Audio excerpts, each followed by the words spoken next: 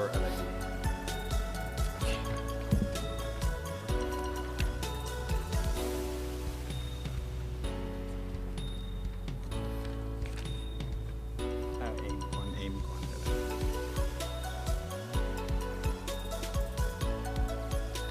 So, ladies and gentlemen, the opening ceremony is going to start shortly. Please, if you registered.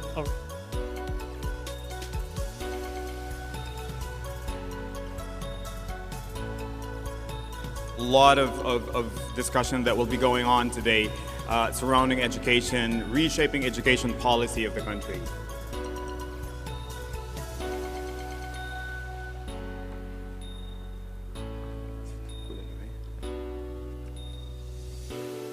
And really, towards the end of the conference, we really hope to establish international economic partnership and educational networking among different stakeholders. And also, we wanted to explore and identify specific cooperation, commitments, and action plans related on education and human resources development. And also, we want this to be a platform for sharing and discussion of policy and national initiatives on education and human resources development. And also, we wanted to define the importance of key solution and the best strategies for human resources development, the required skills, and the future education trends of the country. So the expected output from this conference is to commitment to collaboration between Ministry of Education and international economic partnerships and educational networking, including the direction of educational and human resources development of Thailand for the changing world of work in the 21st century. That's correct, and people will be joining us in the conversation. We have VIPs, we have most influential people in the field of education who will be joining, and today we're going to give you a little bit of a, maybe a glimpse of who are these people who will be joining us today. We have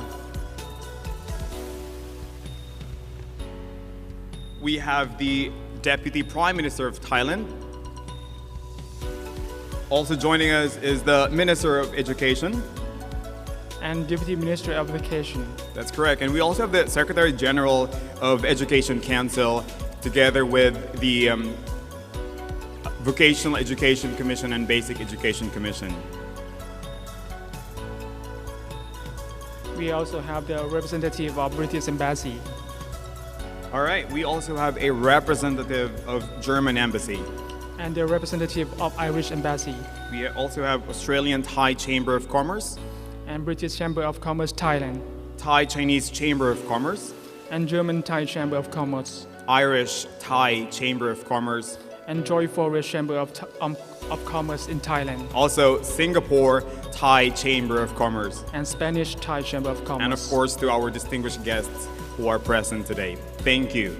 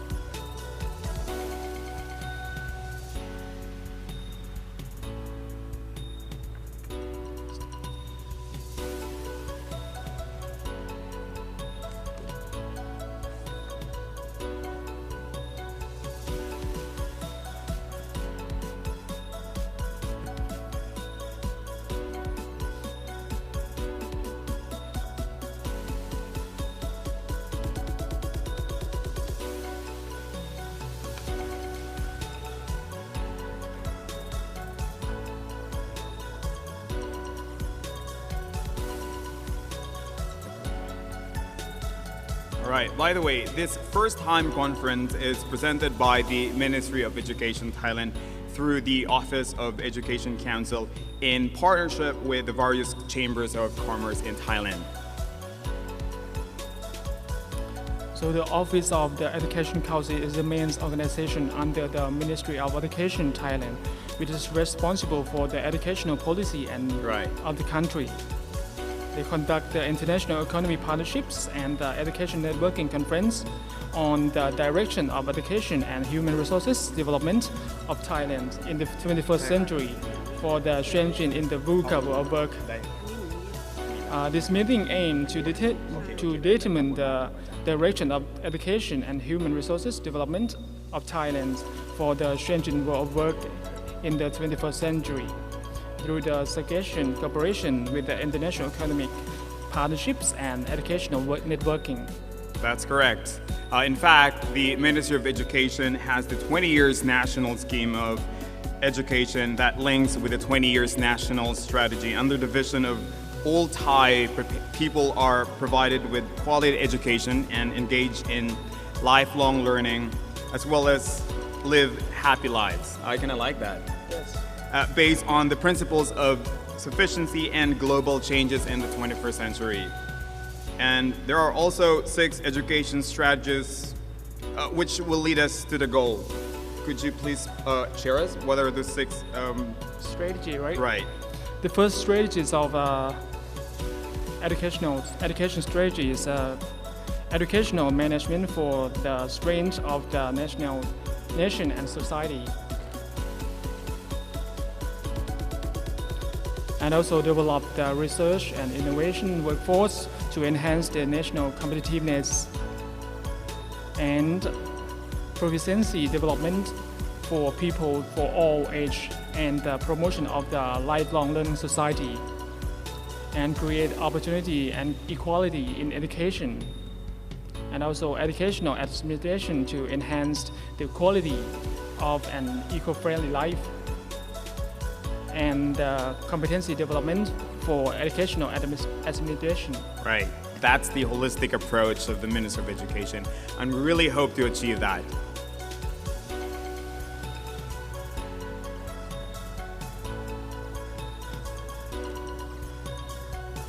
So please make yourself comfortable, and your coffee break will be served on your table, and if you need any refreshments, feel free to ask.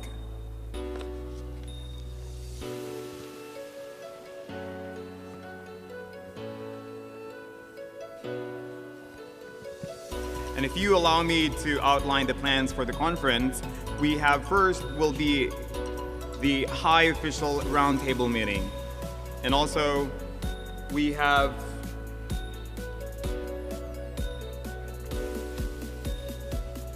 the opening ceremony that's going to happen very soon.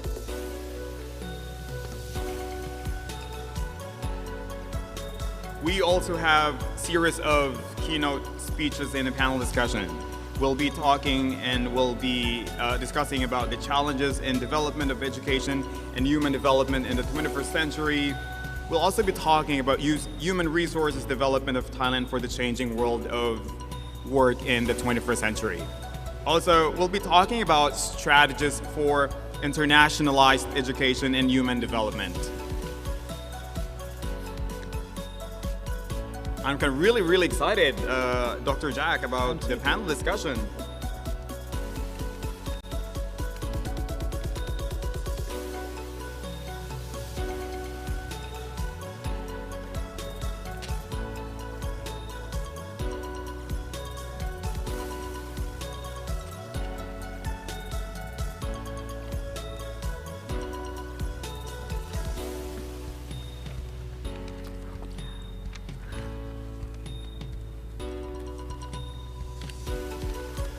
What do we expect here in the panel discussion in the afternoon, Dr. Jack? So for the panel discussion on the future of education and skill, the challenge and human resources development in a VUCA world. Right. We have different stakeholders will be joining us, including the British Chamber of Commerce, Thailand, German Thai Chamber of Commerce, Irish Thai Chamber of Commerce, so Joyce Foreign Chamber of Commerce in Thailand. All right, I think we're about to start the opening ceremony. So ladies and gentlemen, good morning once again. Good morning once again. The opening ceremony is starting soon. All right.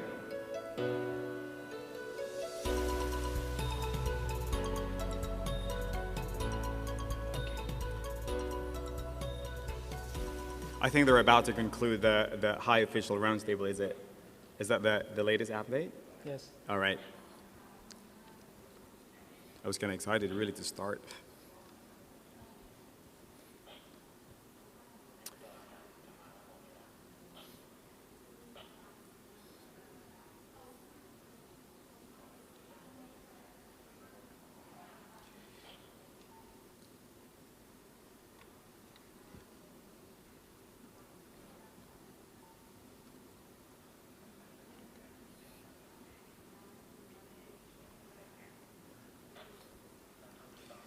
Very excited for opening ceremony. Yeah, I'm kind of, well, actually, I'm not that I'm nervous, actually. I'm not that Really? excited.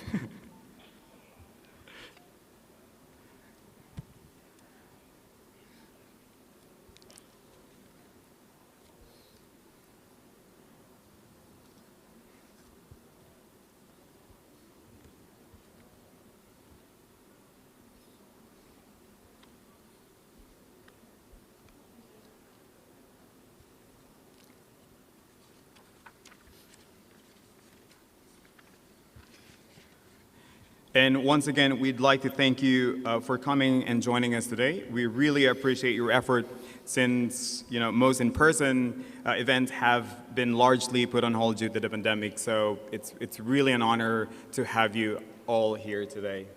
Very honored.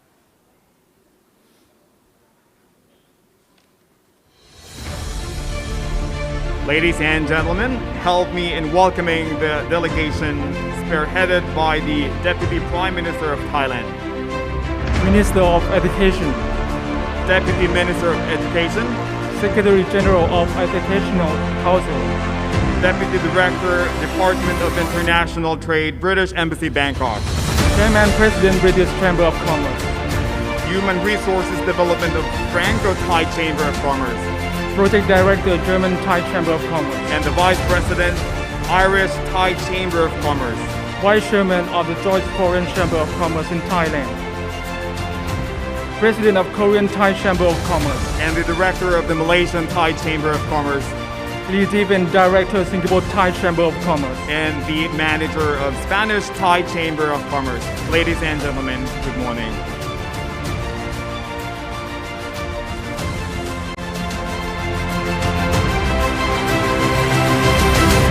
And to all our guests, welcome.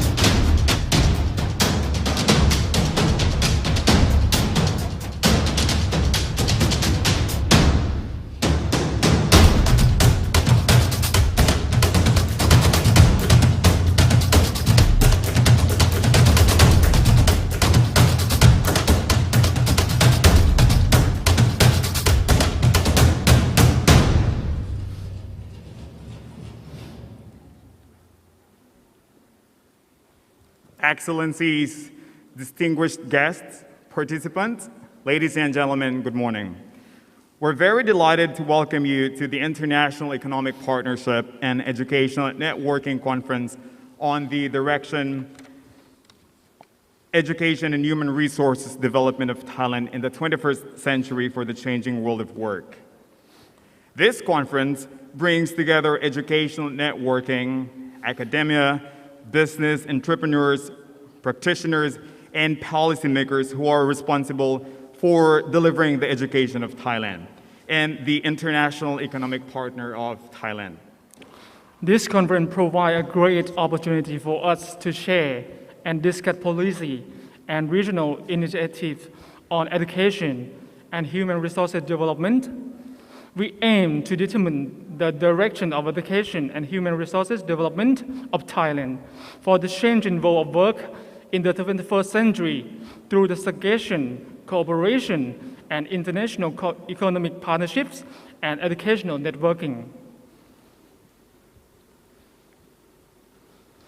On this occasion, I would like to invite Ms. Trinut Tiantong, Minister of Education, to proceed onto the stage to deliver the report speech, please.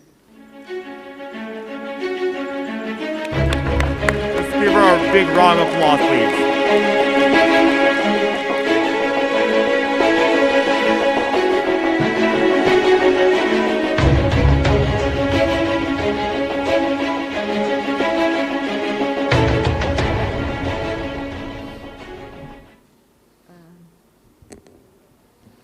Your Excellency, Deputy Prime Minister Emeritus Professor Dr. Visanu Krungam, Deputy Minister of Education Dr. Kunying Kalaya Sopunpanit, international partners, distinguished delegates, ladies and gentlemen, the National Strategy and its Master Plan on Human Capital Development throughout life and government policy recognize the importance of developing and promoting Thai people capacity of all age.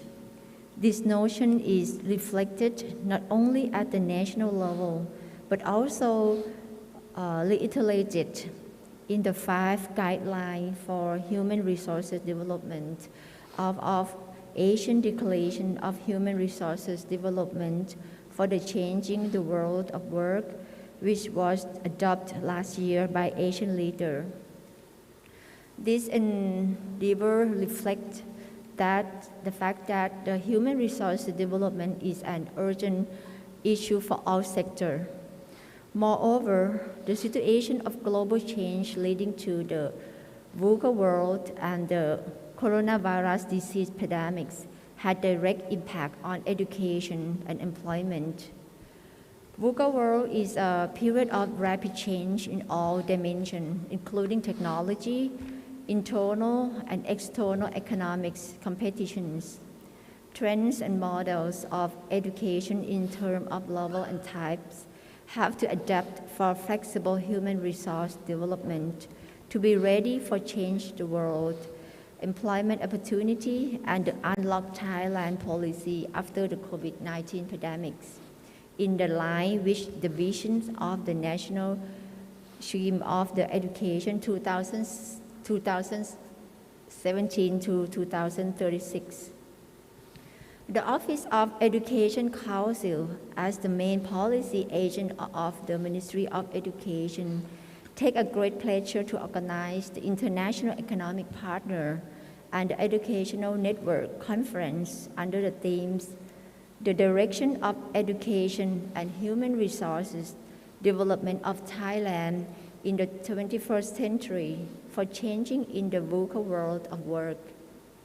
The conference is deemed as a good opportunity for the Ministry of Education and the Economics and Education Partnership to share ideas on education orientation to the changing world of work and human resources population toward the year 2025.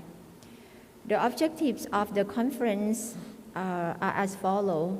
First, establish the International Economics Partnership and Educational Network. Second, exploring and identifying specific cooperation, commitments, and action plan related to education and human resources development. Third, being a platform for sharing and discussions of policy and the regional initiatives on the education and human resources development.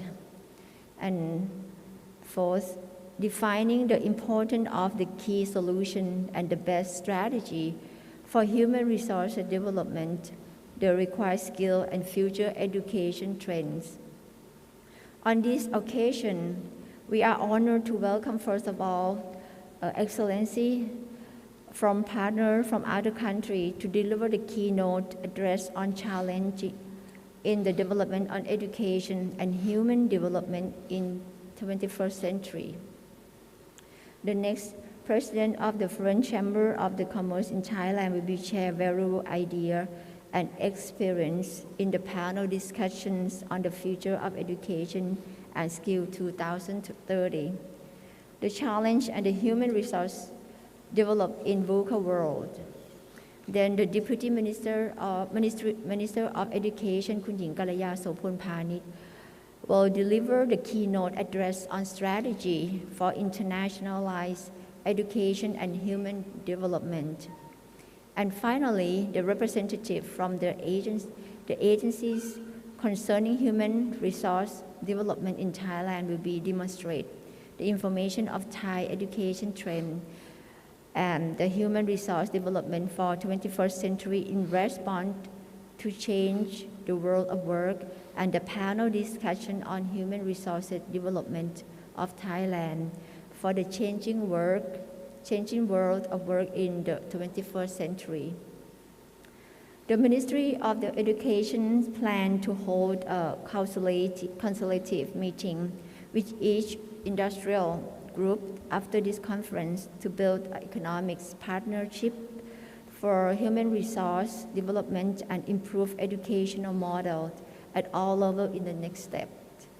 Last but not least, I would like to express my deep appreciation to Your Excellency Deputy Prime Minister for kindly being the chairman of this important event. My sincere gratitude to all convey to Your Excellency,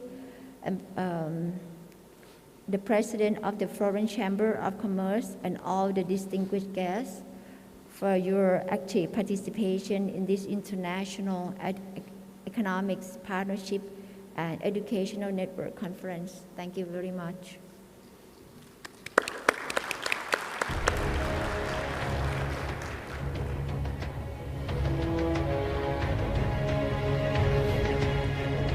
All Thai people are provided quality education and engaged in lifelong learning as well as live happy life with the sufficiency economic philosophy and the changing world in the 21st century very creative visions. Thank you, the Minister of Education. Thank you. At this time, the Deputy Prime Minister will be delivering the opening remarks. So, ladies and gentlemen, please warm welcome to His Excellency Dr. Wisano Kuangam.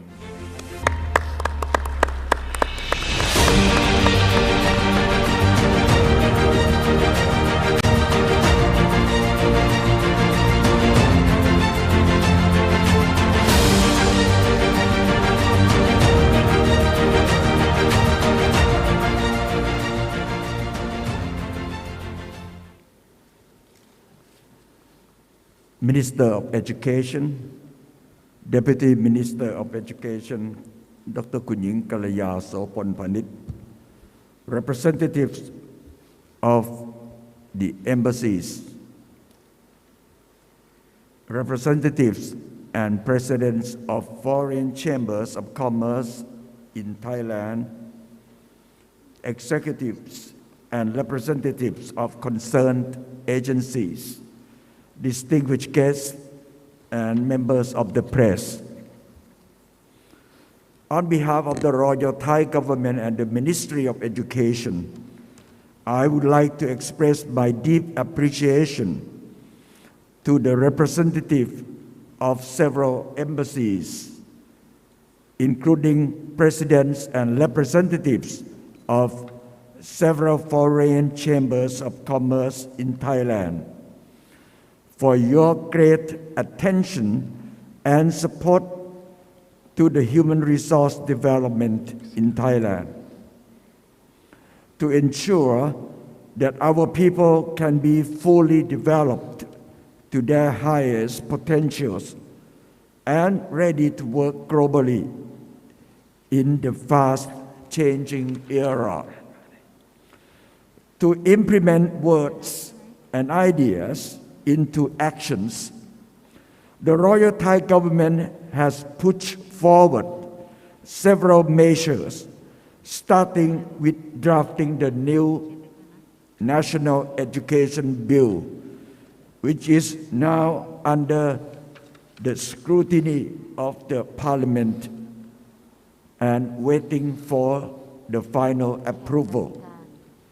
This bill puts great emphasis on several elements of human resource development as follows. The new learning structure that highlights self-development, innovative thinking, and income generating among learners under the sustainable development.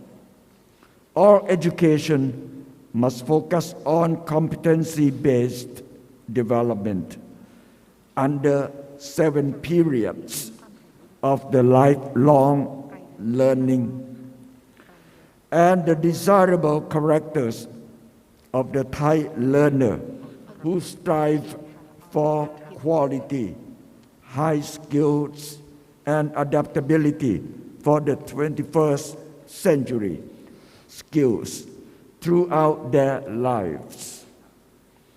Reskilling and upskilling at formal, non-formal, and informal models, for instance, are among actions that the Ministry of Education and the Ministry of Labor are dealing with in their ongoing programs in schools, vocational colleges, and workplace. The ultimate aim of these are all about the volatility, uncertainty, complexity, and ambiguity, or the so-called VUCA, world of work, that we are unimaginably encountered in the past 2 years under the COVID-19 pandemic, when disruptive technology diverse normal practices in business and learning into the new normalcy. Everything in life, including emerging new careers, unemployment, and fast tracking of skills development, happen in every minute. Thailand, like so many other countries, embraces this new normal by the preparation for aging society, new skills with high competency base and flexibility in approaching new career among vulnerable groups. The future of education suggested by the World Economic Forum must serve as the new mechanism for changes that adapt new way of life into a predictable, uncomplex, and clear path under the national strategy. Ladies and gentlemen, all of this action that I just elaborated to you cannot solely be implemented overnight by Ministry of Education alone, but working in partnership at the national and international levels. I am pleased to be among caliber actors in this room here and afar, with hope that your expertise in innovation, implementation, and technology adaptability in sustainable development will lead today's discussion and envision all action that we are trying very hard to be accomplished in the past.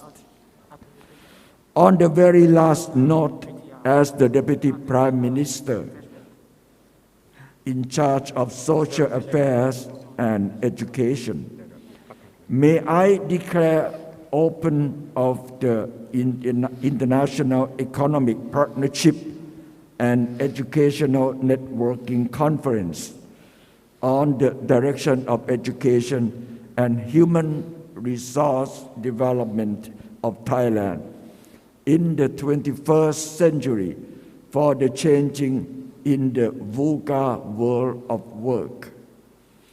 I wish all parties the great success to build the international economic partnership and educational networking started from day. Thank you very much.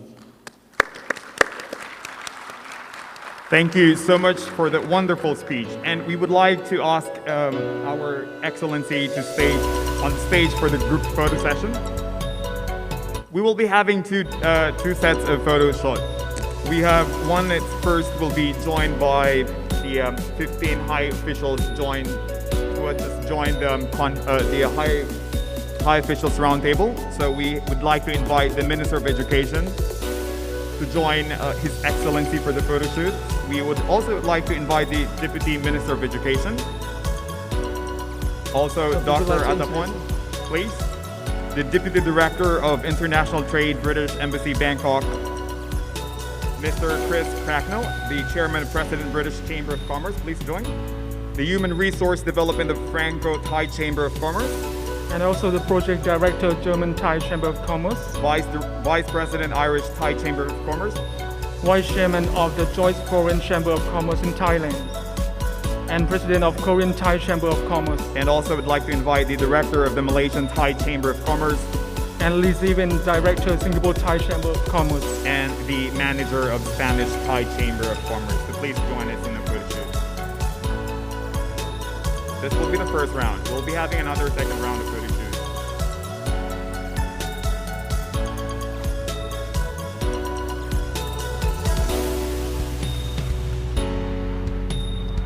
So this is the first round of photo shoot.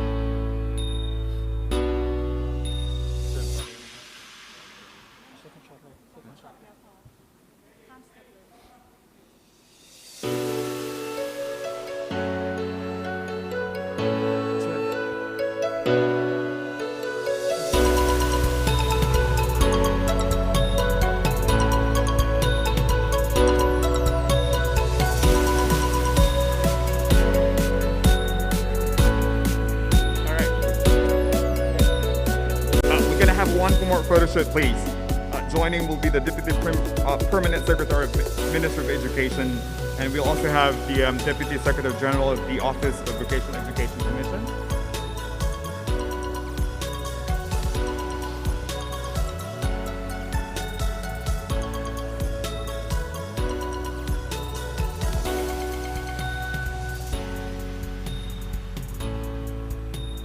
All right.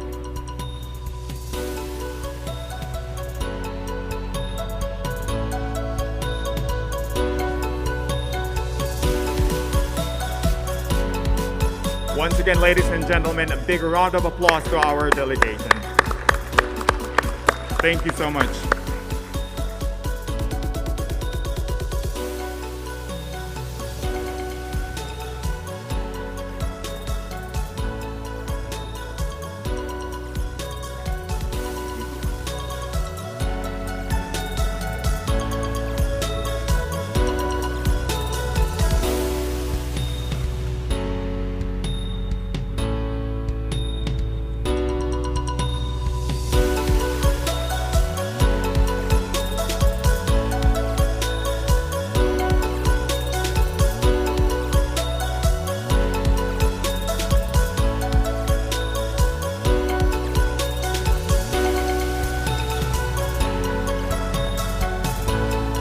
have the video presentation, right?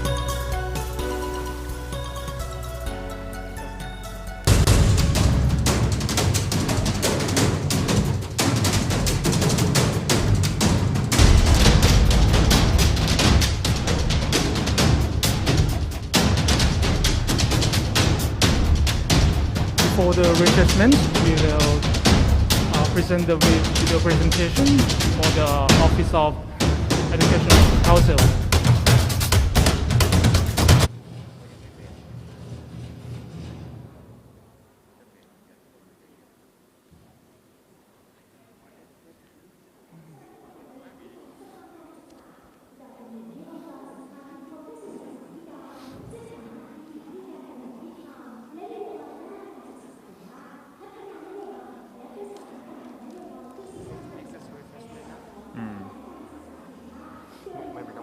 refreshment serve ตรงนี้เหรอหรือ ไม่ออกไปข้างนอก เหรอกี่นาที อ้าว10 นาทีนัดเขาบอกให้เรานัดเลยตอนนี้กี่โมง ไม่อันนี้ไงดูดิ 10 โมงครึ่ง ไม่ใช่มาเสิร์ฟนี่ เอา อะไรเนี่ยสรุปคืออะไร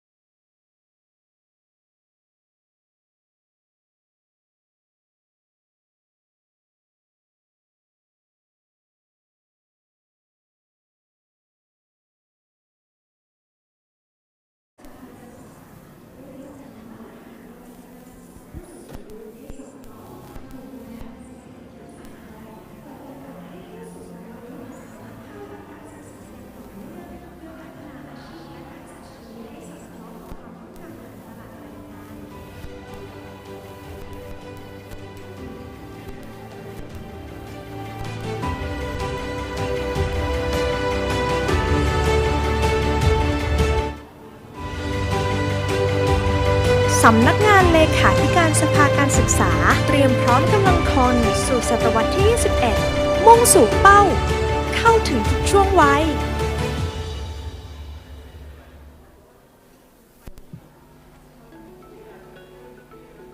เมื่อการเรียนรู้ไม่ได้จำกัดอยู่แค่ในห้องเรียนการขยายโอกาสทางการเรียนรู้ของคนไทยจึงเป็นสิ่งสำคัญจะดีแค่ไหนถ้าคุณนำประสบการณ์ทักษะจากการทำงานการเรียนรู้นอกห้องเรียนและการเรียนรู้ด้วยตนเองมาใช้เพื่อพัฒนาความก้าวหน้าของตนเองได้ธนาคารหน่วยกิจหรือเครดิตแบงค์คืออะไรเครดิตแบงค์คือที่สำหรับสะสมหน่วยกิจของความรู้หรือความสามารถที่ได้จากการนำทักษะประสบการณ์การทำงานการฝึกอบรมหรือการเรียนรู้ทั้งจากในโรงเรียนสถาบันการศึกษากศน.หรือการเรียนรู้ด้วยตนเองมาเทียบโอนเป็นหน่วยกิจแล้วสะสมไว้สำหรับเทียบคุณวุฒิหรือความสามารถสมรรถนะในการทำงานเครดิตแบงค์จึงช่วยเชื่อมต่อภาคแรงงานกับภาคการศึกษาได้นอกจากนี้เครดิตแบงค์ยังช่วยส่งเสริมการเรียนรู้ตลอดชีวิตด้วยการเปิดโอกาสให้ทุกคนมีความก้าวหน้าจากการเรียนรู้ตามที่เหมาะกับวิถีชีวิตของตนแล้วนำผลการเรียนรู้ทักษะประสบการณ์การทำงานการฝึกอบรมการฝึกอาชีพมาเทียบโอนกันได้เครดิตแบงค์ช่วยเปิดทางขยายโอกาสการเรียนรู้ให้กับคนไทยทุกระดับไม่ว่าคุณจะเป็นนักเรียนในโรงเรียนสถาบันการศึกษาหรือเรียนกศน.หรือแม้แต่เรียนรู้ด้วยตัวเองรวมทั้งประชาชนวัยทำงานทุกกลุ่มอาชีพหรือผู้เกษียณอายุจากวัยทำงานกลุ่มที่อยู่ในโรงเรียนสถาบันการศึกษาเครดิตแบงค์จะช่วยเปิดโอกาสให้เลือกเรียนตามความถนัดและความสามารถเช่นบางคนเก่งคณิตศาสตร์มากก็สามารถเรียนคณิตศาสตร์นำหน้าเพื่อนชั้นเดียวกันแล้วนำไปเทียบหน่วยกิตฝากสะสมไว้ในเครดิตแบงค์ซึ่งนอกจากเป็นการส่งเสริมการพัฒนาให้เต็มศักยภาพแล้วยังช่วยประหยัดเวลาและค่าใช้จ่ายในการเรียนลงเข้าสู่โลกของการทำงานได้เร็วขึ้นอีกด้วยกลุ่มที่เรียนกศน.เครดิตแบงค์จะช่วยเปิดโอกาสให้เลือกเรียนตามศักยภาพตามความถนัดของตนแล้วนำไปเทียบหน่วยกิตสะสมไว้ในเครดิตแบงค์นำไปเทียบความสามารถในการทำงานเพื่อความก้าวหน้าทางอาชีพหรืออีกทางเลือกหนึ่งคือเมื่อสะสมหน่วยกิตครบตามเกณฑ์ก็สามารถนำไปเทียบโอนวุฒิที่นำไปสู่การพัฒนางานหรือเปลี่ยนไปสู่อาชีพที่ถนัดหรือใฝ่ฝันได้ด้วยเด็กเยาวชนหรือกลุ่มที่ขาดโอกาสทางการศึกษาไม่มีโอกาสได้เข้าเรียนเครดิตแบงค์จะช่วยเปิดโอกาสให้กลุ่มนี้นำความรู้และประสบการณ์หรือที่เรียนรู้ด้วยตนเองจากวิถีชีวิตหรือแหล่งอื่นๆนอกสถาบันการศึกษามาเทียบโอนหน่วยกิตแล้วสะสมไว้เพื่อนำไปใช้ประโยชน์สำหรับการกลับเข้าเรียน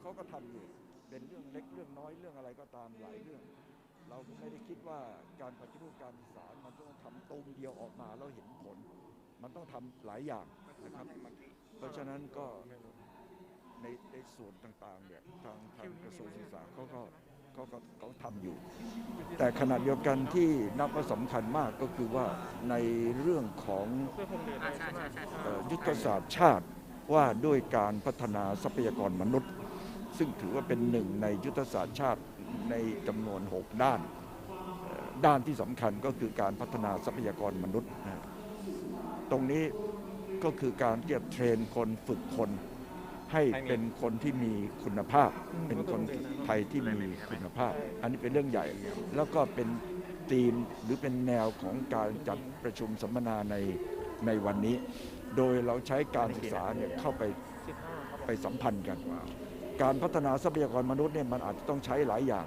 และมันก็ต้องใช้หลายกระทรวงแรงงานกระทรวงการพัฒนาสังคมกระทรวงมหาดไทยกระทรวงสาธารณสุขเป็นต้นแต่กระทรวงสำคัญมากเลยเนี่ยคือกระทรวงศึกษาธิการเพราะเป็นต้นทางเป็นต้นน้ำเราอยากเห็นคนเป็นยังไงเราต้องใส่การศึกษาอย่างนั้นลงไปเพราะฉะนั้นครั้งนี้เป็นการเอาเรื่องการศึกษาเข้ามาต่อยอดกับการพัฒนาทรัพยากรมนุษย์โดยใช้การศึกษาเนี่ยเป็นวิถีทางแต่เป้าหมายเนี่ยไปสู่การพัฒนาคนให้มันมีคุณภาพเราถึงได้เชิญทาง สถานทูตแล้วก็หอการค้าต่างประเทศที่เขามีประสบการณ์ในเรื่องเหล่านี้มาเราเวลาเราถึงเรื่องการพัฒนาคนให้มีคุณภาพโดยใช้การศึกษาเป็นเครื่องมือเนี่ยเรานึกถึงอะไรเรานึกถึงสิงคโปร์เรานึกถึงฟินแลนด์เรานึกถึงประเทศในสแกนดิเนเวียนึกถึงสเปนนึกถึงเบลเยียมปรากฏว่าเราเชิญแล้วเข้ามาหมดวันนี้นะครับในการที่จะมาประชุมกันแล้วก็จะมาพูดจากประสบการณ์ของเขาทีนี้เขาในที่นี้มันหมายถึงรัฐซึ่งก็คือสถานทูตแต่แค่นี้มันไม่พอหรอกเราอยากจะฟังมากกว่านั้นเราจึงเชิญหอการค้าประกบคู่กันเข้ามาด้วยเพราะฉะนั้นหอการค้าก็คือเป็นตลาดเป็นผู้ใช้คนหอการค้าก็อาจจะบอกคนละอย่างกับที่กระทรวงบอกเหมือนกันในประเทศไทยเนี่ยสิ่งที่กระทรวงศึกษาพูดเนี่ยอาจจะเป็นคนละอย่างกับที่พวกบริษัทห้างร้านเขาพูดเราก็เอามาด้วยกันแล้วก็ฟังจากเขาแล้วเอามากันกรองว่าอะไรดีที่เราจะเก็บไม่ใช้แล้วเราก็จะเดินตามแนวทางนั้นต่อไปครับทุกอย่างเลยครับทิศทางการผลิตด้วยตั้งแต่ชั้นประถมมัธยม Basic Education ขึ้นไปเพียงแต่อาจจะไม่แตะหรือแตะน้อยที่สุดก็คือ Higher Education อุดมศึกษาเพราะอันนั้นมันมีการแยกออกไปต่างหากมันต้องพูดกันแบบนึงเราก็พูดกันการศึกษาพื้นฐานนี่แหละครับ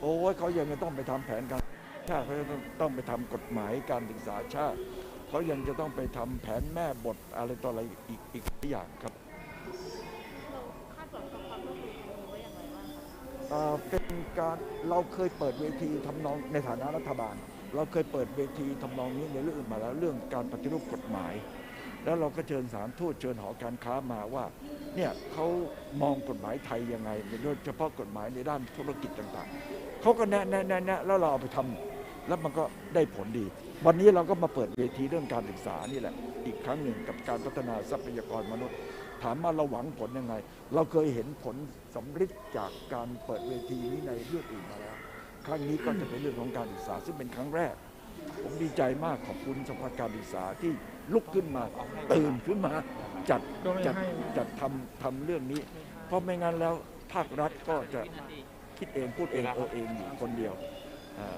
ซึ่งก็แน่นอนภาครัฐในนี้ก็คือกระทรวงศึกษากระทรวงแรงงานอะไรต่ออะไรคือแต่มันก็คือรัฐคิดแบบรัฐไม่เหมือนกับคิดแบบเอกชนวันนี้เราก็เลยต้องฟังจากต่างประเทศเขาบ้างไอ้คุยกันแบบรู้จักกันคุยกันไอ้นั้นมีนะแต่เอามานั่งด้วยกันแล้วก็พูดพร้อมกันเลยซึ่งเขาก็จะเรียนรู้กันเองด้วยนะเพราะมันมีหลายประเทศที่มาในวันนี้ For the information of everybody, following your coffee break, we will hold the first session.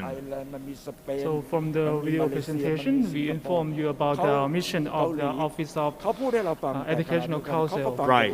And we also have the exhibition there outside, right? Absolutely. So if you want to check for more information about about the latest updates of the educational system in Thailand, you can actually get some brochure and leaflets outside, right? There are 6 different booths outside, is it? Yeah, there are 6 bureaus of Office of Educational Council with different functions. Yes, including the Educational Policy and Planning Bureau.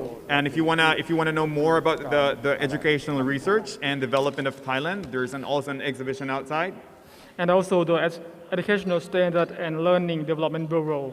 Right, and also the Educational Evaluation Bureau. And Educational Law Bureau too. All right, and lastly, we have an Early Childhood Development Policy Bureau who will be giving you more information about it. So you would like more information, you can visit the exhibition, and we have a lot of information there. That's correct. So we will resume in a few minutes. So while you're enjoying your coffee break, you might also want to use the toilet outside. So I think we will resume within 3 minutes to start our first keynote address. Yes, very excited. Very interesting too. Right. Next keynote address, we will talk about the human resources development of Thailand for the changing world of work in 21st century. Right. Part of the keynote address series, we also will be talking also the strategies for internationalized education and human development in the 21st century. Yes. And also, there will be a panel discussion this afternoon about future of education and skills 2030. The challenge and the human resource development in the VUCA world. That's what we mentioned early this morning. So I have heard that in the afternoon session, very interesting because we will have the strange from each various of commerce to share about. Absolutely, yes. And we're looking forward to that panel discussion because we want to hear the best practice from each country perhaps, and maybe we can adapt that strategy and put it here in Thailand and, So it's a very good opportunity to share. True. Right, so please enjoy your coffee break, everyone. And again, a reminder, probably we will start in 2 minutes. So just in case you want to go, you want to make yourself comfortable, there is a comfort room outside. Toilet, as we call it here. Yes.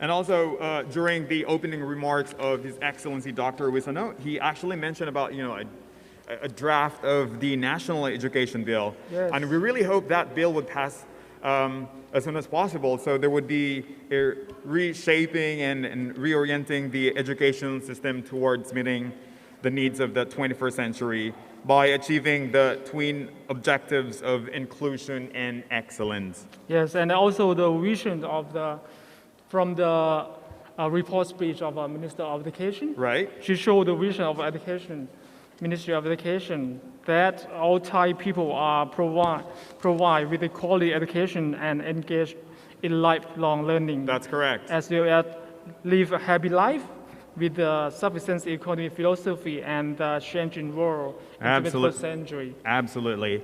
And I think this conference also is a very good platform for sharing and discussion of policy and regional initiatives on education and human resources development. And I think that's the main focus of the Office of Education Council, is it? Yes, that's it. From the vision of the Ministry of Education, that show that we have the direction of the educational plan too. Right. For 20 years. With the disruptions coming in, different disruptions, you have technology, there's even a population disruption. That's Yes. very interesting. I never really heard about that. Probably generation disruption. I am aware of that, the wide generation gap of people in the country. Yes.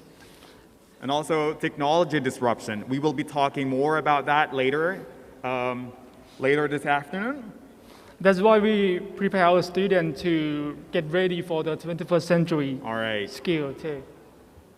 And I think part of that skill in the 21st century is really the students being able to access the technology and being able to explore the kind of resources available online, right? Because Yes. we actually shift mostly from physical classroom into an online or virtual classroom. As I mentioned, that the revision of the Ministry of Education Right. is related to the 21st century skill too. And also the changing of the VUCA or changing. Correct. Yes. And I think it's also impossible to achieve that goal solely by the Ministry of Education. But I think also the importance of having different stakeholders, and that's the reason why you're here, because we want to hear your thoughts and insights about education, of how we can actually make education work and it becomes better. Right, not only prepare our students to get ready for the 21st century skill, Right. but we have to prepare them to the workforce ready, right? True.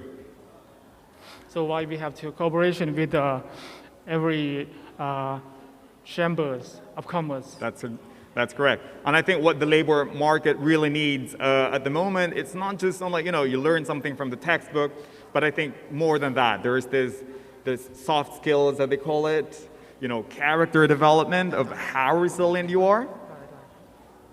Yes.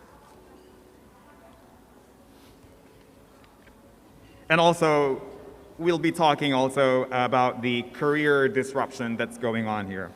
There's a change in career path and working style, perhaps, So- from in-person now to virtual.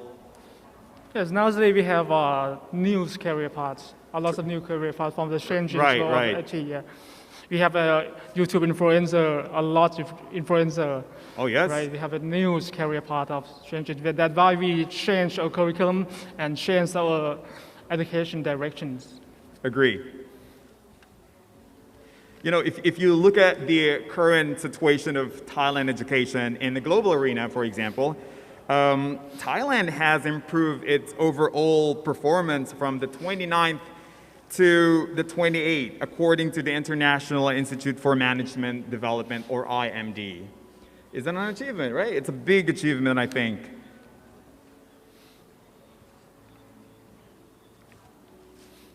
However, I think there's still a lot of work needs to be done in here, right?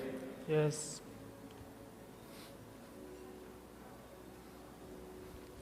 And also, I think part of the reason why we're here, it's also we want to hear really the perspective that would help us reshape the policy in education. And not only Thai standard. All right. The mobility, international Oh, sure, mobility oh, sure. too, right? We have the international economic partnership today, right? Sure. We're becoming international here. So, yes. We hope that Thai student will mobility in the international Agree. standard. And I think that's the beauty about globalization and internationalization. Sure, you we know? are the global citizens. All right, so ladies and gentlemen, please be seated. We will begin with our first keynote address. Next keynote address is very interesting because we will talk about the human resources development of Thailand for the changing world of work again in the 21st century. Correct. And also, we're very honored, really, today. We have, you know, the Deputy Prime Minister of Thailand. We have the Minister of Education. Yes. And also, our different agencies who look after with the human resources development of the country. So next session, we have the honorable guests from the Federation of Thai Industry and also the Thai Chamber of Commerce All right, that's correct. to share. In fact, in the panel discussion this afternoon, the British Chamber of Commerce in Thailand will be joining us, the representative, and also the German Thai Chamber of Commerce. And also, we have the Irish Thai Chamber of Commerce joining the conversation this afternoon. We have the Joint Foreign Chamber of Commerce in Thailand, Singapore Thai Chamber of Commerce, and of course, the Spanish Thai Chamber of Commerce. All of them will be giving us new insights about how we can actually develop human resources in the country, and at the same time, of how we can inject that into the policy making and education. Very interesting. Isn't very that interesting? It is, absolutely.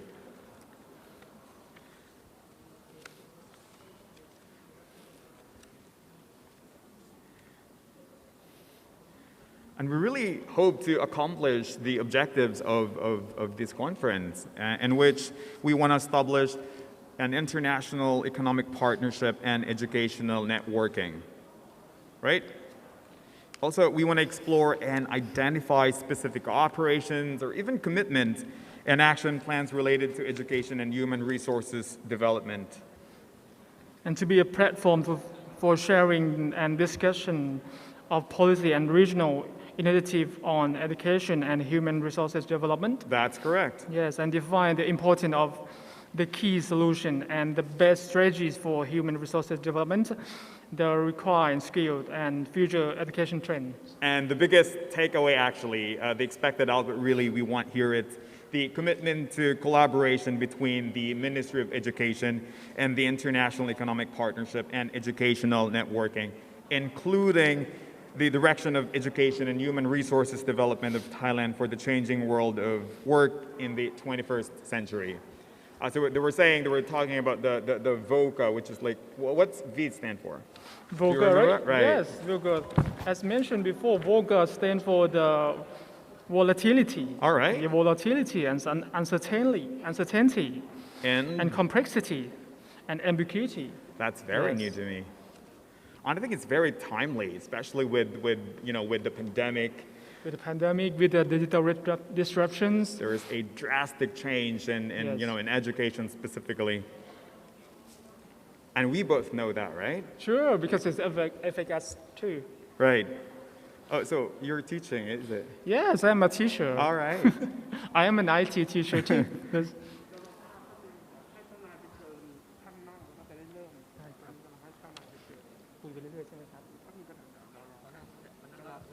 Okay.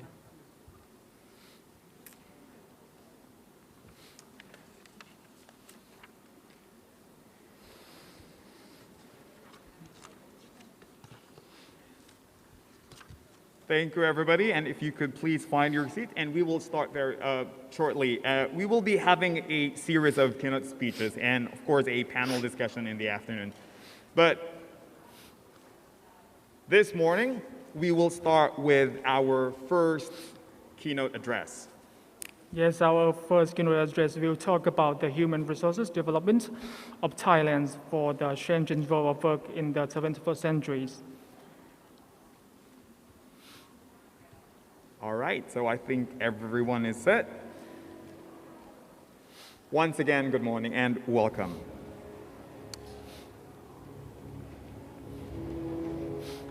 Right. All right.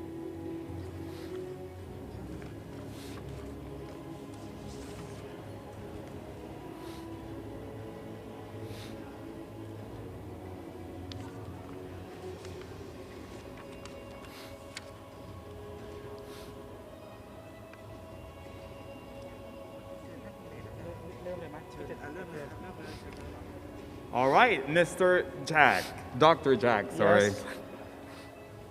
So next session is our first keynote address. We will talk about the human resources development of Thailand for the changing world of work in the 21st century. Please welcome Mr. Pongdet Sivachirapradit from the Federation of Thai Industry onto the stage, please. Bigger round of applause, please.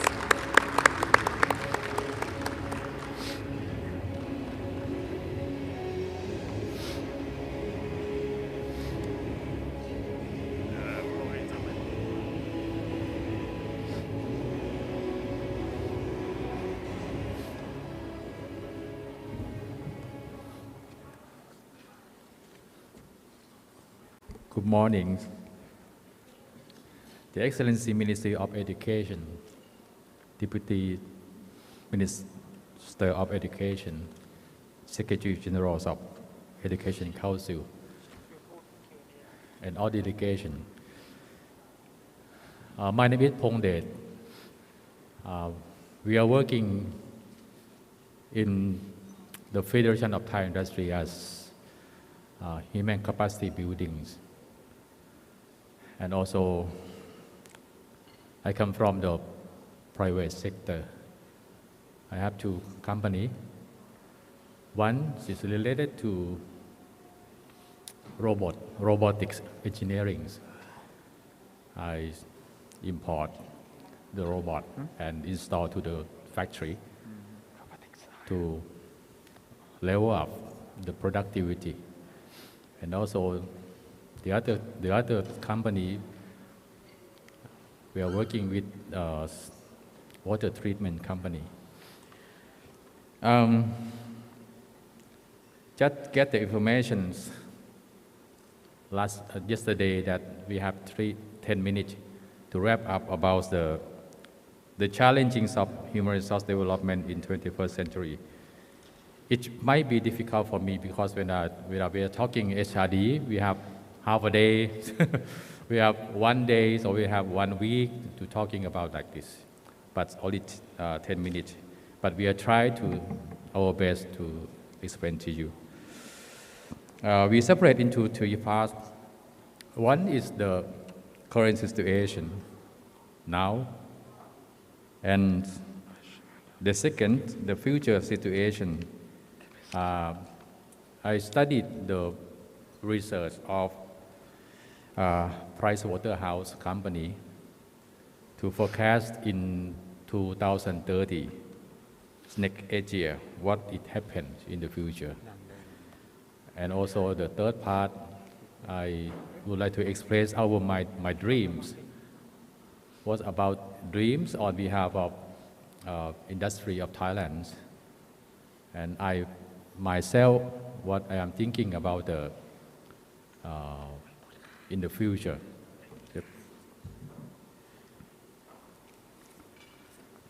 We are talking about VUCA, what volatility, uncertainty, the complexity, and ambiguities.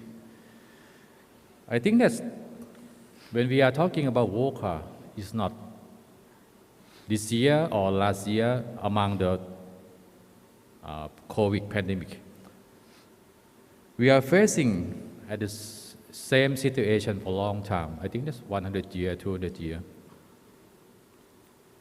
It's like when we are talking about the Thai labor, I think that's all Thai entrepreneurs or Thao Kẻ or someone, when we are talking about the Thai labor, the nature of Thai labor, we don't like to work at 3D. One is dangerous job, difficult job, and also dirty. งานอันตรายงานยากงานสกปรกไม่อยากทำ We are avoid. This is the situation that we are facing for long time, and it's one of the obstacle to develop our industry. And in global changings and the workforce also changing. I read the record of Price Waterhouse next 8 years. What happened?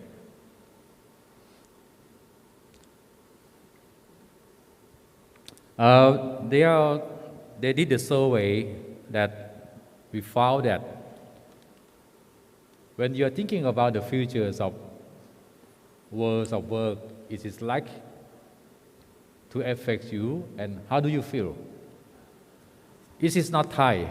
It's another survey in international, like USA, like China, and also in Europe.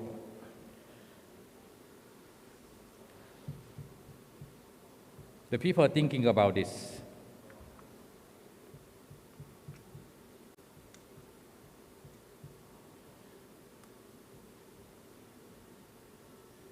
"37% excited and see a world full possibility. They accept the changings. And 36% confident, I know that I will be successful. But only 18% worry and are nervous about the future. And also 8% uninterested. When we are checking in the industrial society in Thailand, it is the opposite. We are very excited. How can we survive in the future? This is the situation, the difference of situation. In the research of Price Waterhouse, they separate the world in the future. In 2030, they have separated into 4 worlds. By separate into the fragmentation, integration, and also individualism and collectivism.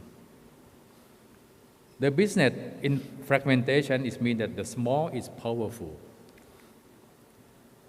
My company also, we are a very small company. I took more than 20 years to work with automobile company.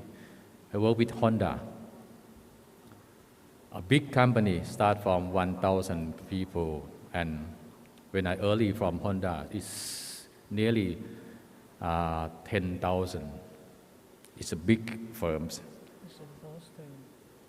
But now we are learned together and how to survive in the future. But I learned that small and smart company is one of the survival factor. And if we are thinking about the different side, the big business rules are the corporate integration. This idea separates four worlds. The yellow world, the human come first, is its dreams. The red world, the innovation rules. Everything that, highly competitive, and there are so many regulation, but fragmentation and individual. The specialist, nice profit maker is need for the red world. And the dream is green worlds. When we are thinking about the social, let all entrepreneurs, let all people thinking about social responsibility, trust each other. And the last is the blue world. I'm not sure in the future 2030 is become forward or not, I'm not sure. But it is the research of Pricewaterhouse. Like this. I'll go fast. Anyway, when we are talking about in the future, we cannot avoid the situation like this. And we come from the automobiles industry. I am the former vice president of Automobile Association. You know, now we are thinking about the EV, right? You love EV. Today we have the Motor Expo and Mercedes-Benz launched the EOQs.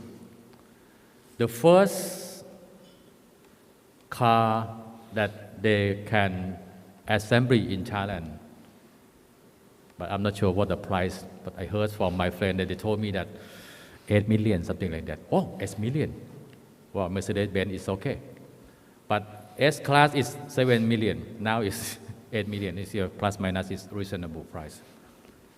When we are thinking about the car, now it's totally changing. I work for automobile company more than 20 years. We work with the second tier or third tier. More than 200,000 associates work together. We produce a car, one car approximately plus minus 34,000 pieces. But from 34,000 pieces, it's become 2,500 pieces.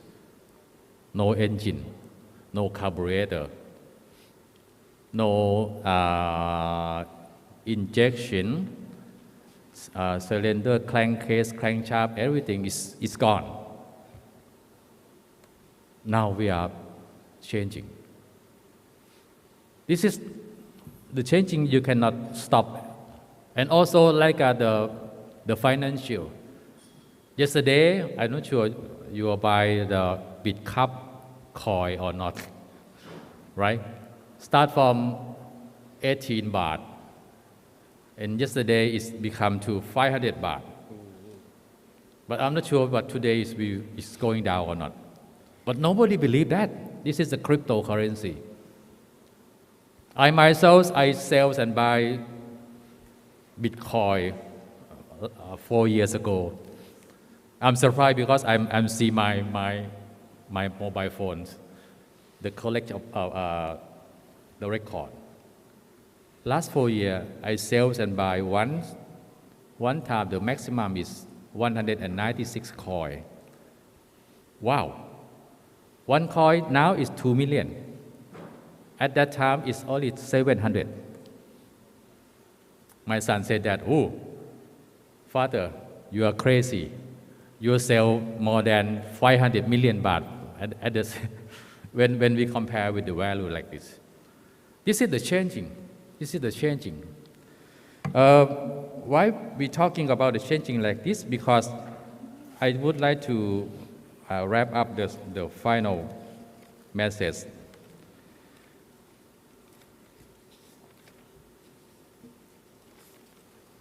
This idea I'm trying to talk with my friends. One friend, he's the deputy minister of one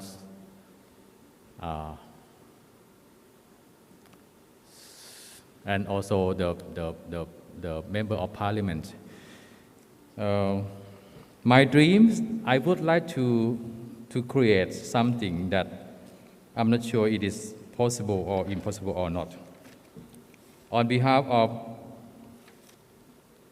Federation of Thai Industry and also I myself, I'm thinking about we are working, we are stay in the own industry more than 50 years, you know. Everything inside in Thailand, we use the benefits from the 50 years ago. But this 50 years ago cannot cannot make Thailand survive in the future. You know, now we have one way that I'm not sure my thinking is correct or not. But I would like to start a unicorn development center. But I'm not sure. I'm not sure someone understand about the unicorn or not. In Thailand, we have 2 unicorn now. But I myself, I think that maybe the unicorn number 3 now they are starting the unicorn. Unicorn mean 1,000 million US dollar income. I'm not sure you know that. Okay, the first unicorn in Thailand, his name is Khom San. He's come from the mountain. He's I'm not sure Aka or Pakakayo or not, but he's become the billionaire. He are doing the Flash Express. This is the first unicorn in Thailand. But I think it's not unicorn in Thailand, but this unicorn, he was born in Thailand, but he's grown up in China. Number 2, I think Kunjirayu or Bitcup is the unicorn number 2. Last month, Bitcup already bought by SCB 17.5 thousand baht, million baht. This is the number 2. But number 3, but I myself, I believe it is number 3. But I'm not sure that nobody think about like this. I think that Pimli Pie is the number 3. You know, last 2 days, their sales, 10 minutes, they sell 100 million baht by the cosmetic. Unknown cosmetic box, they sell via Facebook Live. But now they start from last 3 years, from they sell the second hand clothes until she's become a big factory. This is the unicorn. When we are talking about unicorn, it is a dream. Nobody believe me. But I just want to say to you that please forget it about that nothing. I think that's not when you are thinking about the unicorn, or nobody believe that nothing is impossible. But don't talk about impossible. Don't talk about the difficult. No difficulty in the world. No, nothing impossible in the world. If you set your mind, you start from this one, unicorn will happen. But unicorn is the low levels. The higher is decacorn, 10,000 million US dollar. And higher that we call hectacorn is 100,000 US dollar. 100,000 million US dollar. Why we are talking about unicorn, decacorn, and hectacorn? Because we can. We have everything in Thailand. We are strong point, everything. We have so many good people, a good idea, good innovation in Thailand. You know, hectacorn, like a SpaceX, like a LVMH. When we are talking about LVMH, nobody know, oh, what about LVMH? LVMH mean maybe lady like use Louis Vuitton, right? Now Louis Vuitton, Christian Dior, Bulgari is the company is on the globe LVMH. Or the most famous right now is TikTok. You know TikTok? The TikTok or Biden is one of the hectacorn. Now, in the world, we have 800 unicorn. In Thailand, 3. If we are thinking about Unicorn Development Center, supporting by government, it's not easy. Oh no, it's not difficult, but it is easy to think. If we can create unicorn or decacorn or hectacorn, only one hectacorn, you know, you can create only one hectacorn, only one person in Thailand. The sale value, the total income of one person is equal the national budget in Thailand by only one person. Or you can create the unicorn, 10 unicorn. Are you agree? It's not difficult. This is my dream or my message I would like to say to you today. Thank you very much.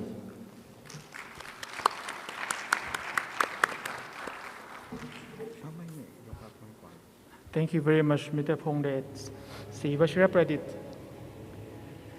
And if you'd like to have any questions from the audience, we're very happy to entertain any questions. All right. Are there any questions from the audience? All right. I don't think there's any questions. All right. We'll proceed with our last speaker for this morning. So next, I would like to invite Mr. Pornwit Pachara Thanakul from Thai Chamber of Commerce. Please proceed onto the stage.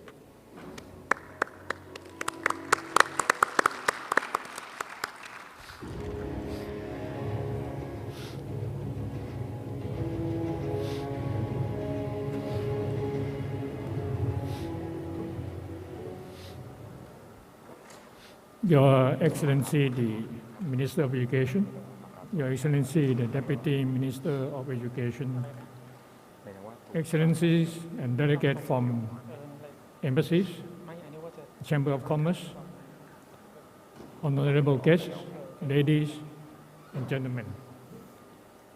First of all, thank you very much for inviting the Thai Chamber of Commerce to present the ideas of the human resource development for the Thai workforce in the 21st century.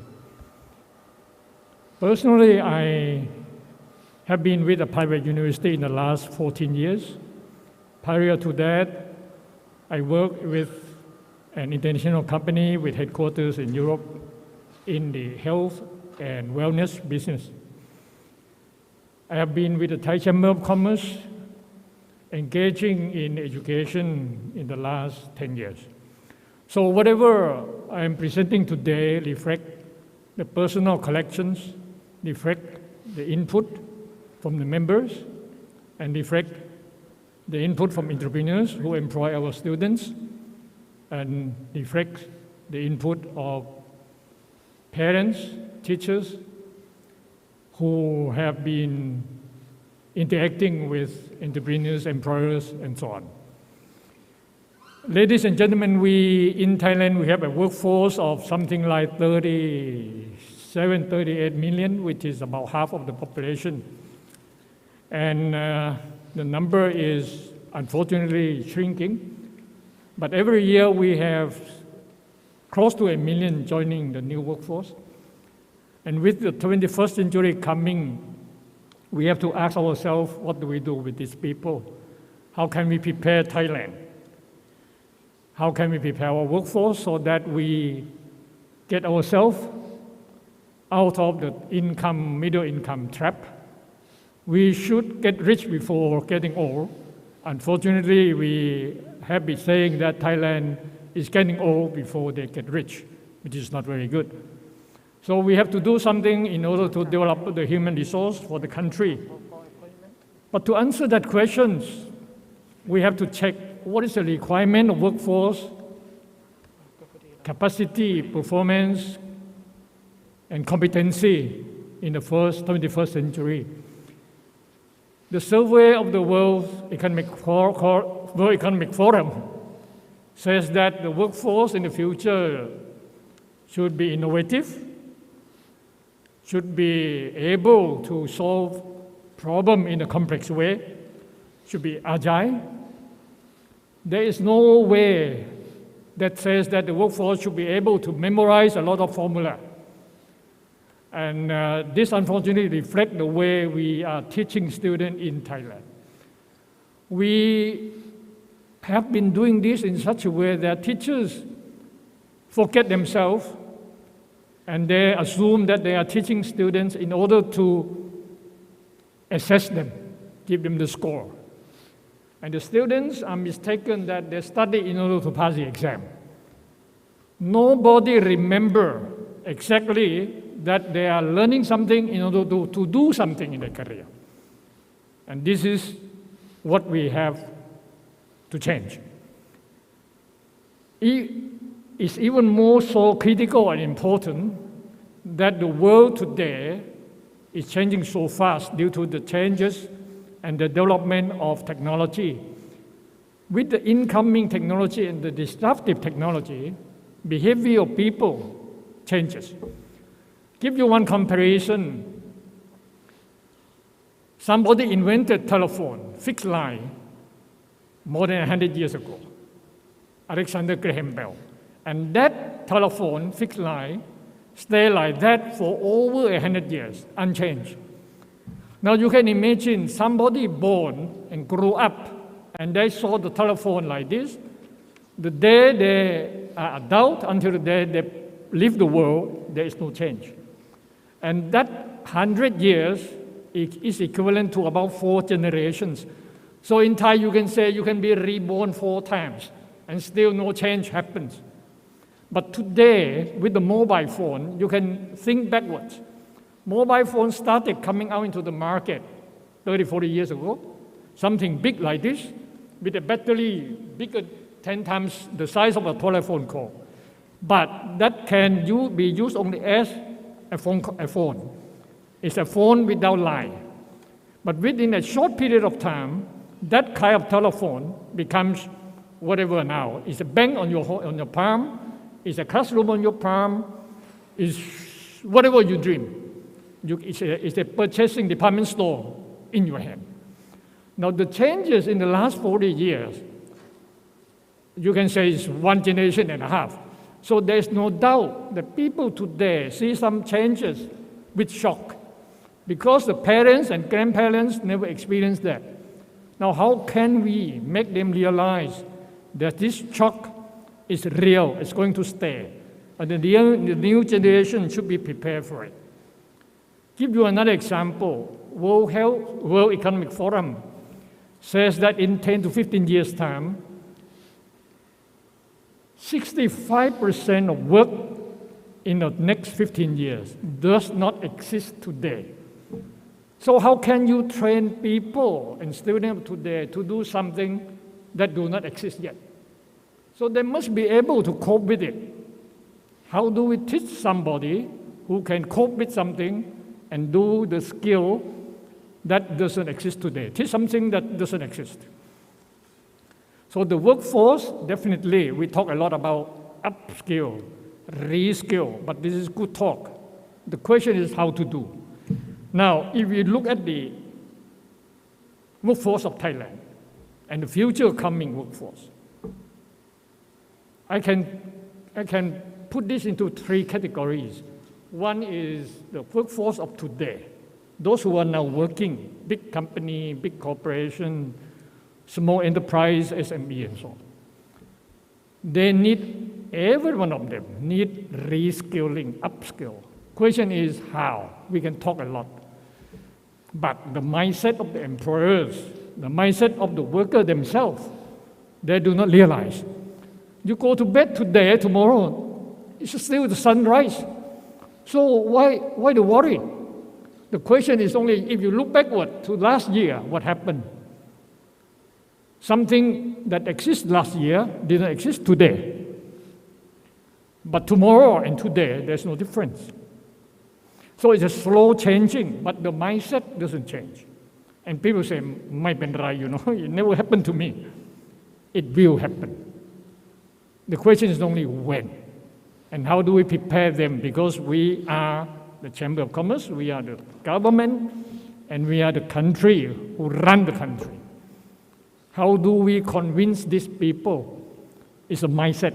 Now, first of all, the mindset of the employee themselves and the mindset of the employer, in particular, the small enterprise, because they always say, let them be, I employ new one. But they themselves do not change because they have the old mindset. You can't blame them because they never see some changes like this in the lifetime of their father and grandfather. So, it's the task of the government, whichever the agency we don't want to assign, to convince these people, including the Chamber of Commerce, that changes are coming, so you need to do something. But technically, they need something. They need trainers, can be from universities, and they need incentive in order for them to be pushed forward. So there should be some financial help from government or tax incentive so that they can retrain their workers so that they have, first of all, the mindset is the most important. So get the mindset first and retrain the workers. Retrain themselves, first the entrepreneur and then the workers. Slowly, changing with all the tools. We talk about robot a lot. In this is now, the world is now 5.0. It's the human relationship with robotic. And if people don't believe me, I say if you make a call center, the first call center person to answer you is the robot. But then the robot transfer your call to a human being. So this is a co-working between a robot and a human being. How can you survive in that kind of environment? This is a real example that did not exist 5 years ago, but it existed today. So, mindset, employer, mindset, employee, help from government, financially, technically, trainer. This is the current workforce. Now, the current students. We have university endowment. I don't know how many million, probably 10 million, and these are coming out every year. If you look at the schools, I don't blame them. They have been doing like this, and they feel very comfortable. And they are evaluated like this. The teachers are evaluated like this. The students are evaluated with the score, answer sheet, or whatever. Do you believe that if you ask some students, young kids, particularly upcountry, what do you want to be as a career and a job once you graduate? I don't know. Somebody apply, they come to your company, what do you want to be in 5 years? I don't know. What do you want to do? I don't know. You go to school, ask them, what is your career? They give you an example that is most close to them. Teacher, nurses, medical doctors. I hardly hear anybody wanting to become an entrepreneur. Hardly hear anybody wanting to become somebody working in the IT business. Hardly heard any boy and girls saying they want to do something as a startup. They can dream, but they don't know how to do it. And what it is, they don't know. Because nobody teach them, nobody show them. In our opinion, young girls and boys need to be shown, demonstrated, and told that these are the possible potential career for you. And we have to educate the parents not to tell their kids, you become a doctor, you become an engineer, you go to nursing school. This is not the way to do. But how can you educate the parents? I have a dream. We engage pediatricians, mother delivering newborns. Normally they believe obstetricians and pediatricians, the doctor who treat their kids.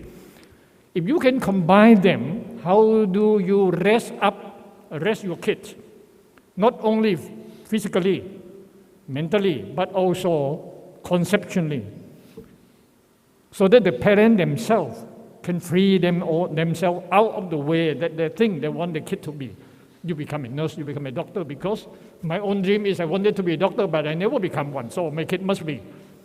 Or you are good at mathematics, become a doctor, become an engineer. We have a lot of doctors in Thailand who graduated doctors and do something else. And what they told their parents is, my dad, this is for you, but I do something else. I know a dentist who finished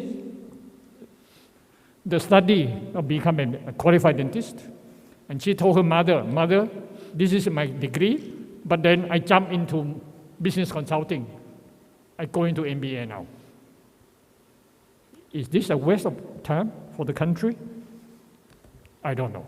I leave it to you.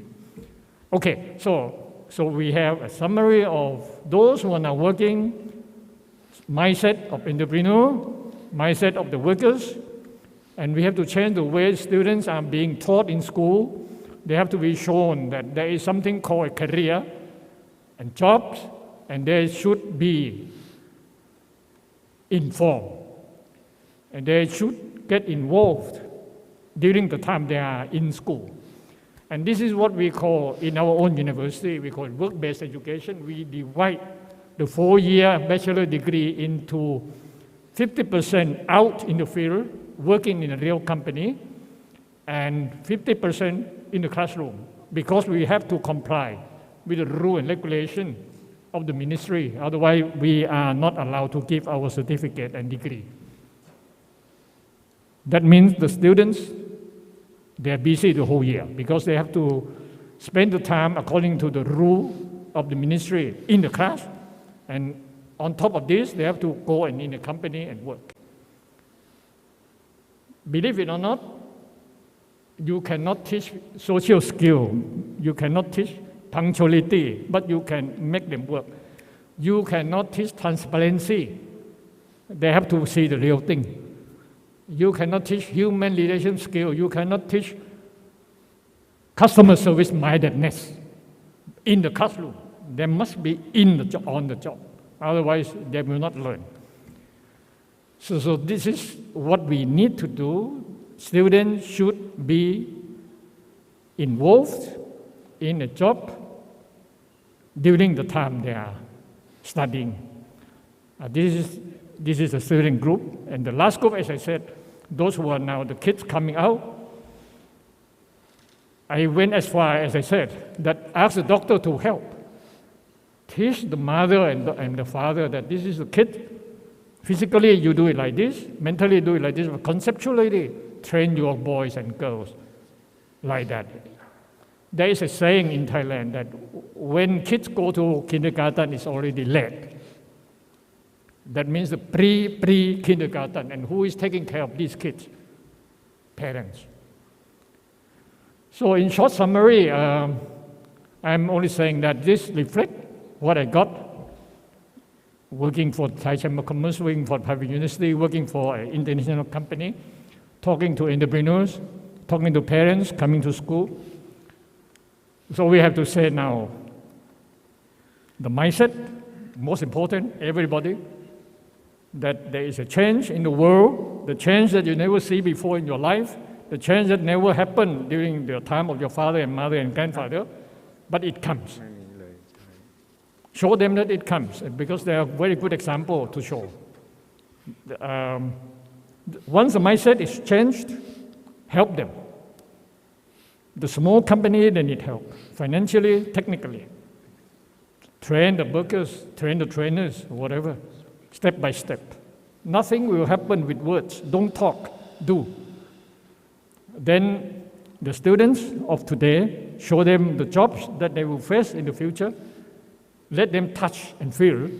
Send them into the field, the work-based education. Do the work during the schooling. Like they train, the way they train nurses, the way they train medical doctors.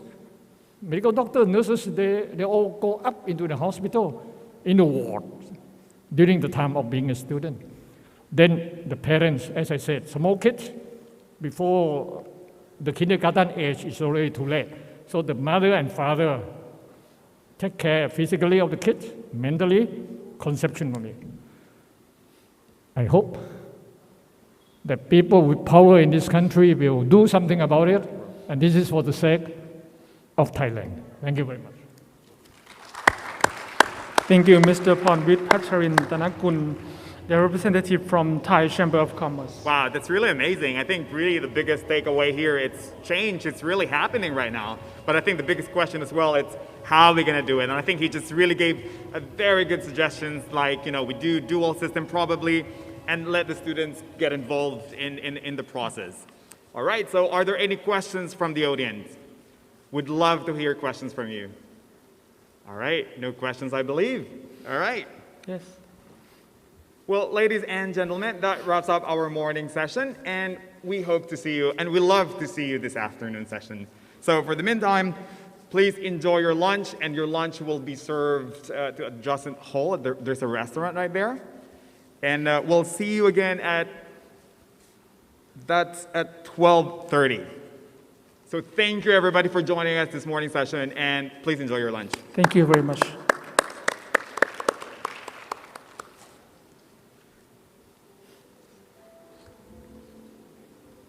Yes, please.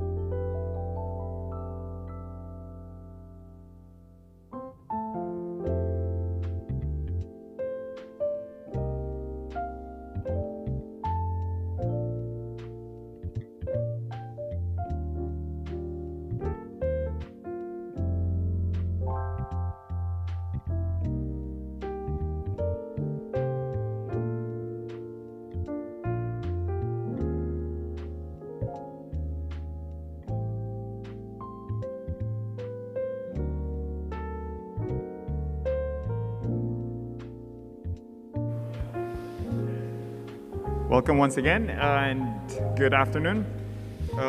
We will start our first session in a few minutes, probably in 10 minutes. So please,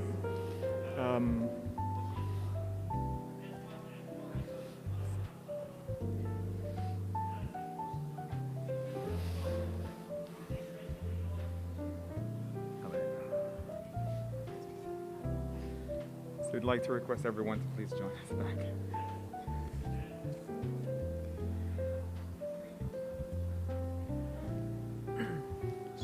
ภาษาไทยเลย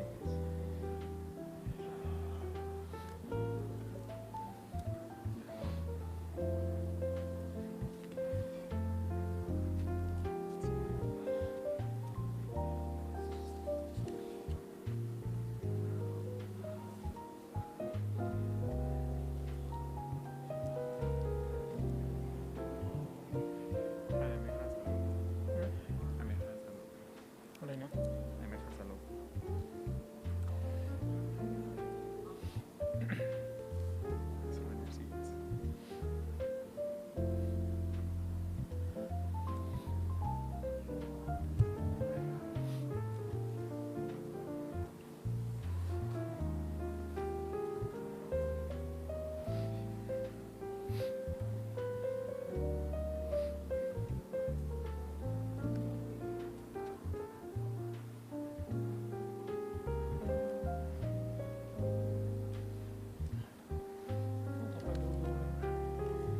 Ladies and gentlemen, once again, please find your seats and we will start shortly.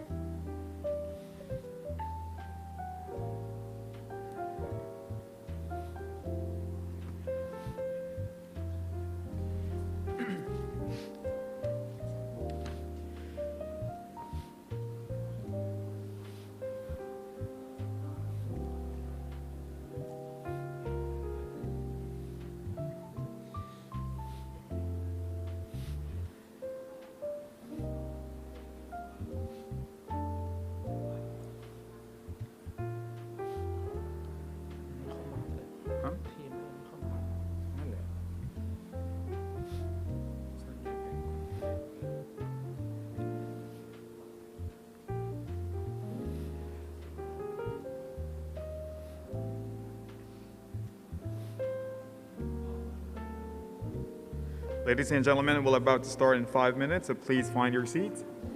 Thank you so much.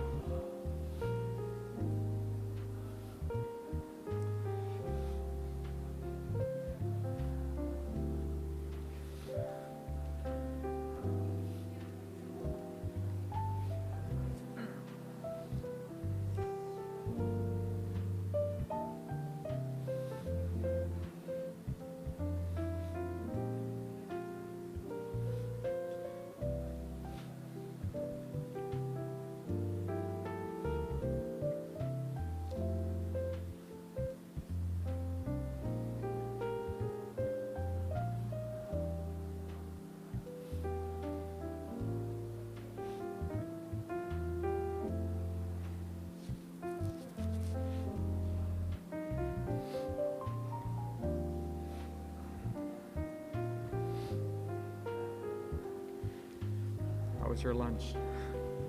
It's good.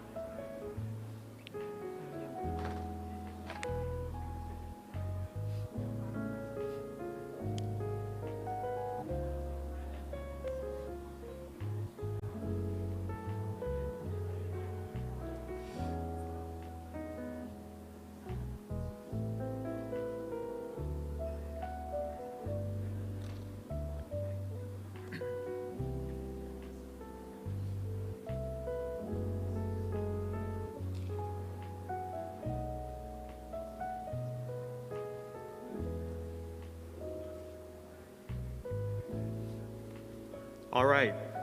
Good afternoon once again. Okay, good afternoon, everyone.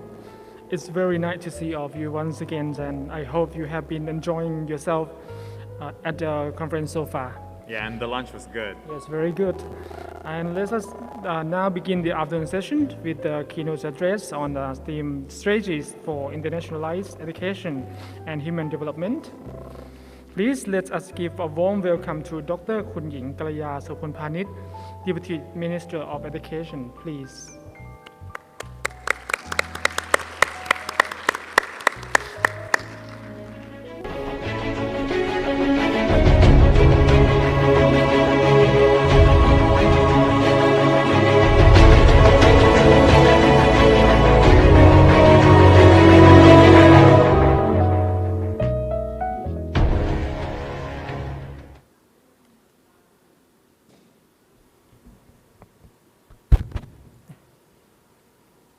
Good afternoon.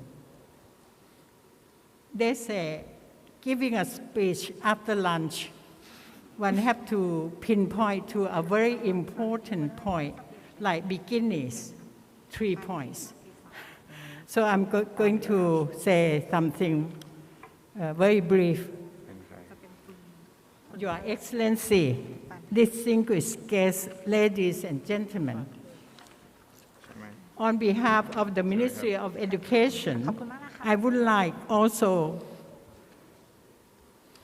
to thank you, to thank everyone for coming here to this afternoon session to help us to improve our education and human development strategies in the VUCA world, the world of volatility, uncertainty, complexity, and ambiguity. I realize your time is precious and your generosity is much appreciated. So I will be brief. Actually, education is a big issue. I can talk the whole afternoon. I have so much to share with you with my own experience from my young life. I was born in the country, so I have experience from country of education of Thailand. I have so many to share, but not today. The last 20 months saw much change at the Ministry of Education. We become more flexible. We have moved part of our work online, and we are implementing new measures a little bit faster. That reminds me of an old saying, there is nothing more certain than change. And of course, resistance of change. COVID has much change, make change easier. During the last few years, the ministry has been moving steadily to upskill, reskill, and adding new skills to our human resources. We are doing so in accordance to the ASEAN qualification framework, as well as those of other regions, such as the European qualification framework. The 2021 National Education Bill has been accepted by the Parliament and on its way to replace the current 2001 National Education Act. It will change our current knowledge-based curriculum to competency-based curriculum to meet future employment needs. This is a major change, for it also requires integration of religions, cultures, and sports. We are therefore most grateful that you are joining us today to help us prepare the implementation of new Thai Education Act, maybe middle of next year. During the last few years, the ministry has been moving toward digitalization, and COVID-19 allow us to do so faster and to understand the necessity of moving faster into digitalization and online teaching. We are also moving into active learning. We have also started to teach unplugged coding. This is coding without the need of computer or smartphone, so that our children from primary school can learn how to plan, think, and solve problems systematically. They can also use the practice for their daily life and for work and business in the future. Coding is provide the foundation of innovation. At this moment, I just would like to give you a very primitive equivalent of coding, unplugged coding. C for creative thinking, O for organization, D for digital literacy, I is innovation, N is newness, G, this is important, is growth mindset. So at least if you have coding and the meaning of C-O-D-I-N-G at mind, then you will learn something from it. We now understand clearly that to transform our education system, we need to, 1, transform our teachers, 2, improve management capability of our school and our administrators, 3, go digital literacy, 4, have digital devices and infrastructure. We wish to embrace STEM education, that is science, technology, engineering, and mathematics. I would like to add STEAM by adding an A to STEM. A is for art, which this morning somebody said that we need something like that. I can say that STEAM, education from now on in Thailand, especially A, it means at least some 3 things: art of life, art of living, art of working together. We would like our kids to also understand our history, our values, and our culture, which is very unique for Thai. We would like them to be considerate to others and to be able to collaborate with others and work as a team. Meanwhile, we need to know what our customer want. So we are asking you, which you are the value stakeholders in Thailand, all of you,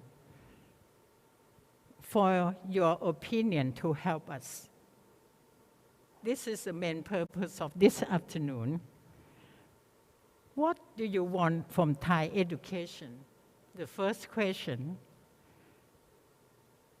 what do you see as the current gaps? What do you want from Thai education in the future? 3 questions. 4th, what do we need to improve to meet your needs? So, thank you, and we will also benefit from the frank exchange idea. Looking forward to your feedback. Thank you very much indeed. Thank you.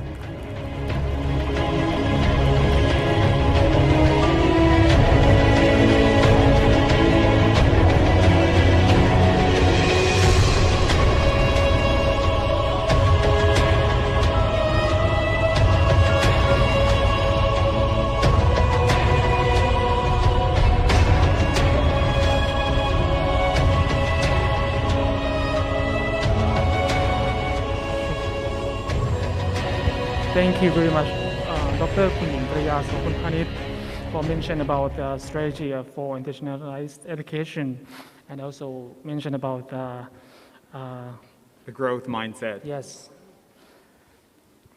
And next. All right, so I think everybody looks forward to the panel discussion. So today we have an amazing panel on the future of education and skills 2030, where we'll be talking about the big trends and challenges we need to keep our eyes on that could directly impact the human resource development in a VUCA world. Sounds good? Yeah, very good. Great. So let's get started with the panel introductions. First, joining the conversation, we have the chairman of the British Chamber of Commerce, Thailand. We also have the project director of German-Thai Chamber of Commerce, vice chairman of the Irish-Thai Chamber of Commerce, and the vice chairwoman of the Joint Foreign Chamber of Commerce in Thailand, the event director of Singapore-Thai Chamber of Commerce, and the manager of the Spanish-Thai Chamber of Commerce. Each member of the panel is given 10 minutes presentation, including the Q&A. And to help us moderate the discussion, please let's give a warm welcome to Mr. Rongsan Wibon Opatham, the Education Officer at UNICEF Thailand Country Office. Let's give them a round of applause, please. And our members of the panel, please join us on stage.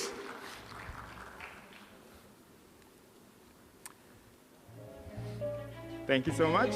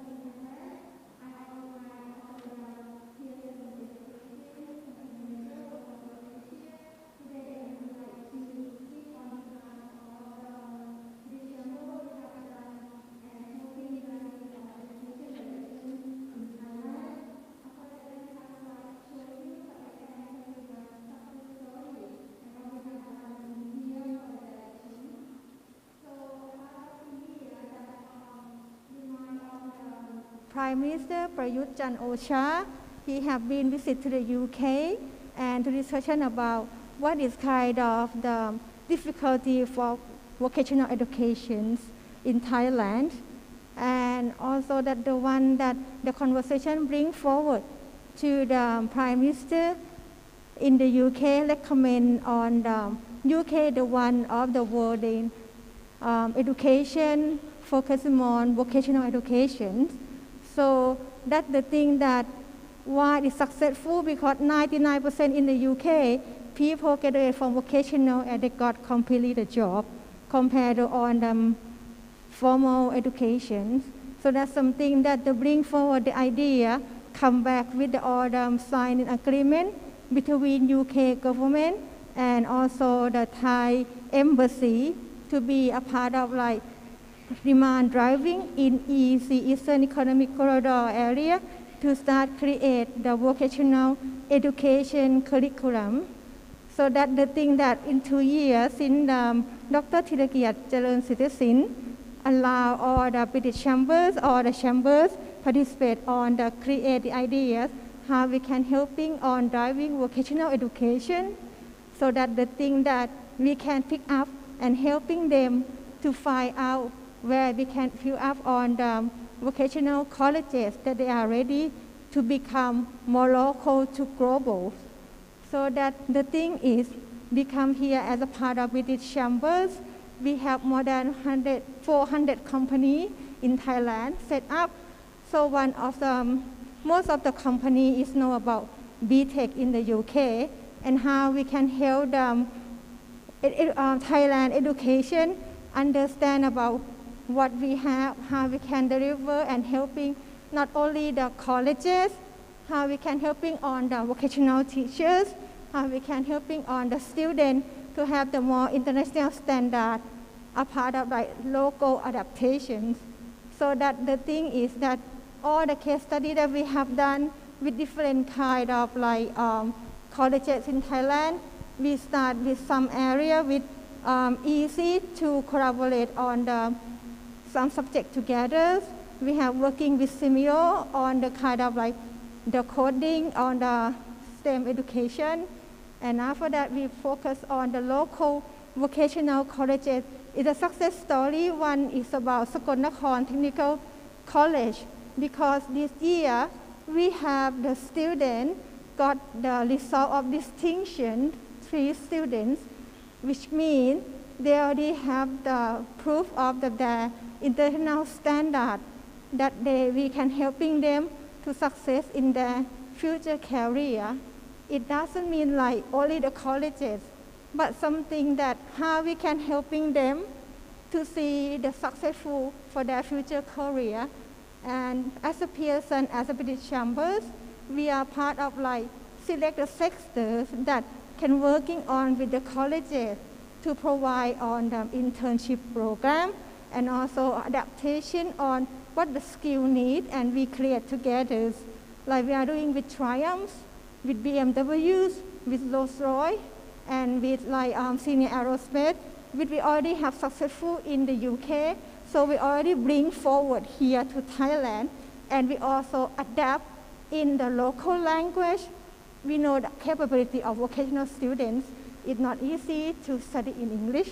That's why anything is, we just provide them on the key capability skills rather than just study on the theory. That's something that we already provide a solution in the colleges. And also at the end of the graduation, we connect with all the British Chambers, with the company, to connect to take the student and the internship, or we can talk about how we can pick up the student to have the high standard, both of their soft skill and their skill in the near future. So this kind of like the first journey of the British education that we run for Thailand in few years, and we already success in local vocational and higher in the university like King Mongkut, Lat Krabang. We already have done that with them, and we have the kind of like the success journey for them in the future. This is about the story that we have for British Chambers. Thank you very much.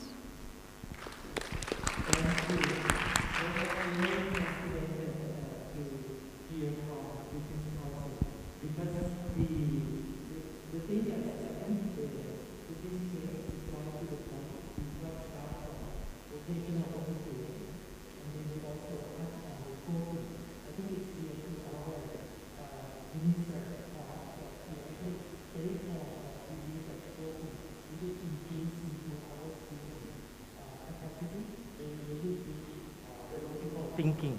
No? It's really good. And I love to hear even more and more from the other country as well in terms of how much that working with the institute and really contextualized to fit per purpose. It's not only like import the model, but actually making sure that model actually contextualize and respond to the need in the province. I love to hear the case about Sakonakon. Thank you so much. So shall we move to the next country on my list from German Thai Chamber of Commerce, นะครับ but we have GTDEE. Forgive me if I cannot pronounce your German name, Mr. Markus Hoffmann. ครับ เรียนเชิญครับ This is correct. Thank you very much. Could we open the PowerPoint slide for supporting?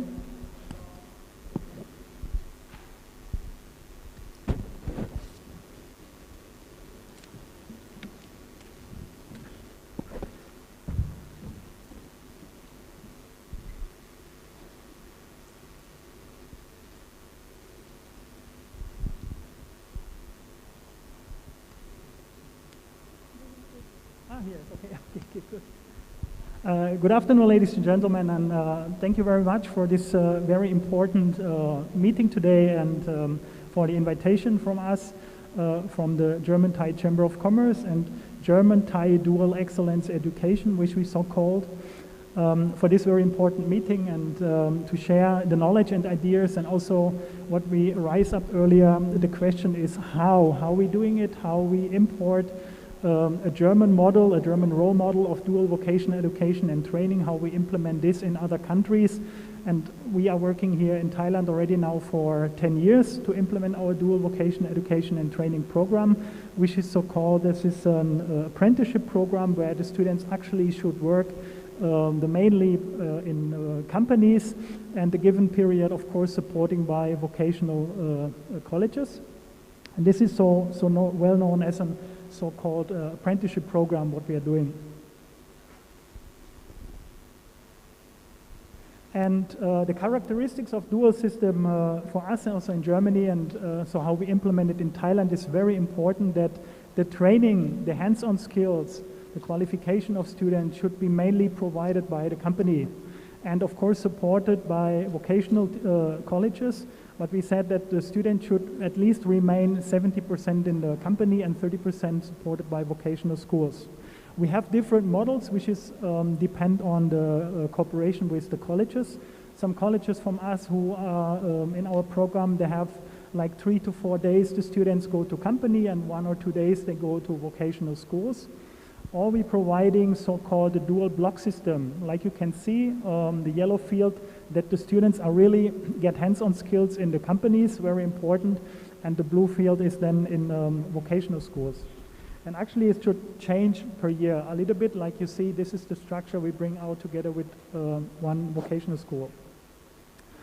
And what is our consultancy service and what is our service what we bring to our partners? So firstly, of course, we would like to bring our company partners closer to the dual vocational education and training, since we as the German Thai Chamber of Commerce, we have over 600 partner companies in our program, and that are not only German companies, of course also Thai companies. So, and we would like to advise about what is the vocational education and training about, and we confirm and monitor the qualification, and very important is as well as their trainers, because qualified skilled trainers are needed in the companies. And we ensure the compliance with company and training plan related to the process of the company and related to our training plan framework. And also we coordinate and optimize the correlation between the training course, between these two learning places, between, of course, company and college.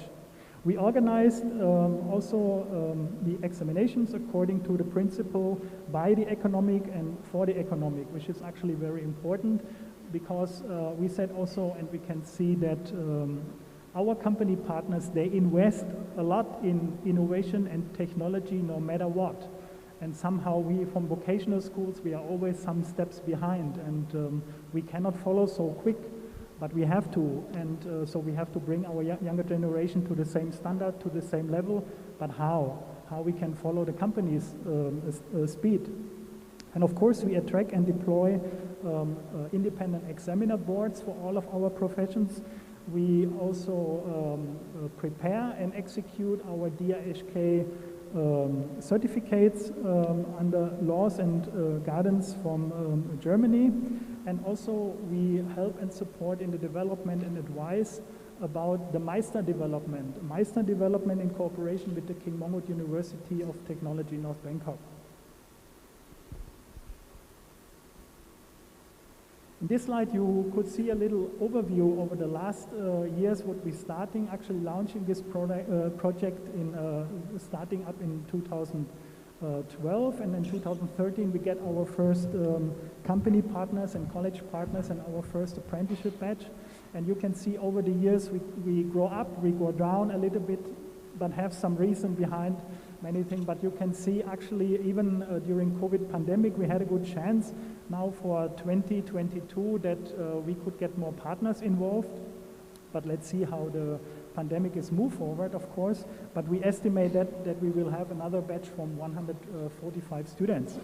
But proudly to say, it looks like a small number, but for us it's a very big step that we already graduate and received 927 students in our program that they can reach really German certificates. For us, it's actually a very big number and good step. What I would like to show you is to implement dual vocational education and training in other countries. So the DRHK from Germany, they bring out 3 different quality categories, which is so-called A, B, and C certificate. And when we start German-Thai Dual Excellence Education in 2013, of course, we started with the low level and we started with the C certification level, which means the students are only 380 hours on the practical skills and supported by theoretical knowledge.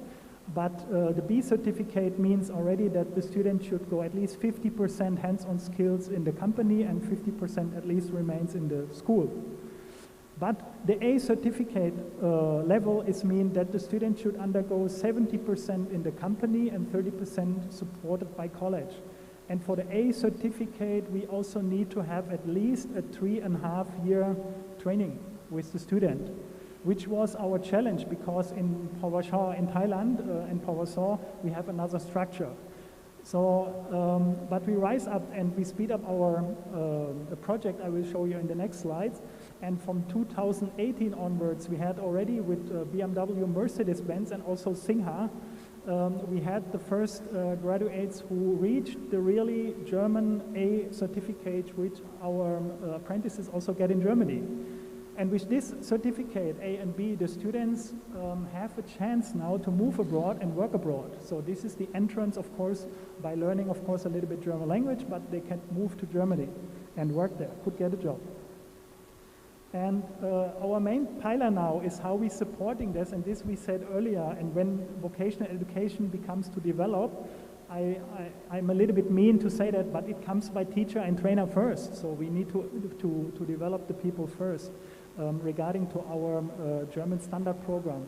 So we have a so-called training for in-company trainers, and for this year we launched also technical teacher training for vocational teachers in vocational schools in cooperation with King Mongkut University of Technology, North Bangkok. And we also have our quality assurance for vocational and education institutes to make the school ready for the dual system, which shows us actually not only the good thing, but also the gaps. So this is actually our 3 very important pilots what we have and developed so far. And talking about this structure of Pawasha and Pawasaw, when our students actually come in our program in the green field, what you can see, in Pawasaw for 2 years, which is mean in the past, by law and rules and regulation, we could never reach the A certificate, cannot, because our companies hire the students only for 2 years. And to close this gap and to change the structure a little bit, so we start to recruit students from POVASH already, POVASH 1 to 3, who are working already in this profession. So how is it possible if a students who study, for example, accounting in the yellow field and will later be automotive mechatronic technician in 2 years only? So it cannot. And so that's why we recruit now students who already actually graduate in POVASH from the same profession and move on in POVASH also on the same education level. And then what Mr. Pongne from FTI said earlier, and he talking about a unicorn, to create such kind of unicorn. What we are doing now with our vocational colleges incorporation to improve and to develop the mechatronic technician, which is actually very important, not only for Industry 4.0, but also for the EEC corridor, which is actually a very important step. There are a lot of companies who need qualified skilled worker, and they rise up before and said 3D, difficult, dirty, dangerous. Yes, but we need qualified skilled worker who doing this job in the end. And what is now our main goal to move forward is we would like to go for the mechatronics profession on 5-year track. The students must remain on 5 years on the mechatronic track, and it can be provided by vocational school in the, let's say, POVASH 1 and 2. But in POVASH 3, there must be already a company be involved that the students can do at least somehow internship training there for a period of time. And in POVASH 1 or 2, the student should get an employment in the company. And only if we have this field, so we can deliver 70% of practice and 30% supported by vocational schools. And only then, so we can build up a German dual vocational education and training by laws, by rules and regulations, 5 years on this track, so we can definitely hand over an A certificate from Germany, which is, like I said, already recognized in Germany, which is actually our little unicorn, what we would like to implement and move forward for the Thai vocational education and training. And moving forward, I would like to address this, and this is actually very important. What we have done, started it before COVID pandemic started, so we developed our mechatronics education development regarding to vocational education and training regarding Industry 4.0 and how we bringing German mechatronic standards to Thailand. We're starting with 3 textbooks. So because this is a textbook, and this I would like to talk about a little bit about the teaching and learning aids, what we have here in Thailand. And so we're bringing now German standard teaching aids to Thailand. We translated these textbooks from German into Thai language to make it ready to use in the Thai vocational education and training. And this was actually a quite big job and very challenging. But it was a very good time, and also even during COVID pandemic helped us to get a little bit more time to translate it. And with this slide I would like to show and introduce it. So what is the purpose of this project, why we're doing it? And of course we would like to find investors for the improvement and accessibility, the quality of education and study in mechatronics in Thailand, which is actually for us a very big step, and to equip apprentices, students, teachers and trainers with excellent content of practical and theoretical knowledge. And also we would like to bring the education business closer together in the means of so-called demand-driven education, which is also another step. And why this textbooks is very suitable and why makes it better than others, because it teaches different levels of metal technology, electrical engineering, electronics, and also information processing. And it provides a mechatronic technician with all this so-called interdisciplinary information that he needs for the job, and very important. And this is the most recent 6 editions from 2019. It's just brand out in the market, so our German students, they use exactly the same book. So we are on the same level with our German apprenticeship. And based on the long-standing experience on the best practice from Germany regarding dual vocational education and training, these books are really tailor-made towards to the needs of vocational schools and colleges, and also university can use it. And we as an international team, of experts, we evaluate different textbooks. So we looked into the offerings from Germany, so which textbooks can be suitable for the Thai market. And finally, so we come up that this textbook is the most suitable one for our apprenticeship program and of course for the Thai vocational education and training market. Haven't translated the books and that was ready to use, and even during the COVID pandemic, like we said, the COVID pandemic, we discussed this earlier, has changed our society in a host of different ways, so it's very difficult, and also they revolutionized by technology, and education is no exception, so we have to move and have to go forward. And from this landscape of education, so we also using these books not as an e-learning but also for online learning, so our students can get these books, learn from the books, and also for self-learning. And this combination of our 3 books, so once we have the textbooks and we have the student manual with the guiding text, the student have to fill out the text, and of course we have this guiding text with the solution for the teacher. So we used already this box for our online teaching and supporting our students. On the right-hand side, you see another set of teaching and training aids, so-called, this is a guiding textbook. But this we not deliver in Thai language because of we would like to support the English language also. And we think this is a very easy and simple language with a lot of drawings, with a lot of technical diagrams, so the students can even learn from the picture, supporting by English letters, let's say. But it is very important that the students have this kind of guiding textbook. This is so-called holistic learning. This is very important for us. And we would like that the teacher is not in the center anymore. The student should be in the center of this learning process. So which means the students can go along through this guiding text. We have it for students, we have it for teachers and trainers in English, of course, for mechanic and also for electric engineering. And benefit for the books can be, of course, not only students who are trained in mechatronics professions, but also our apprentices in our vocational education and training program, and also mechatronics engineers, and also, of course, for teachers, very important to get this guideline. And already we had interest from different institutions already, so you can see already the logos from the institutions, but also I'm very happy and proud to say that Laos is also interested in that. So we have the online meetings with the National University of Laos, and they said, of course, this can be a very good textbook, also what we can use in Laos, because anyway they can read and understand Thai language. So, and actually this was a very nice and important step for us to move forward. And why does this project fit into the Thailand 4.0 strategy? Because the contents and requirements of this book are really including and tailor-made into this book. And this project contributes directly to the 2 of these 12 so-called S-curve. So we call it in education and automotive engineering, of course.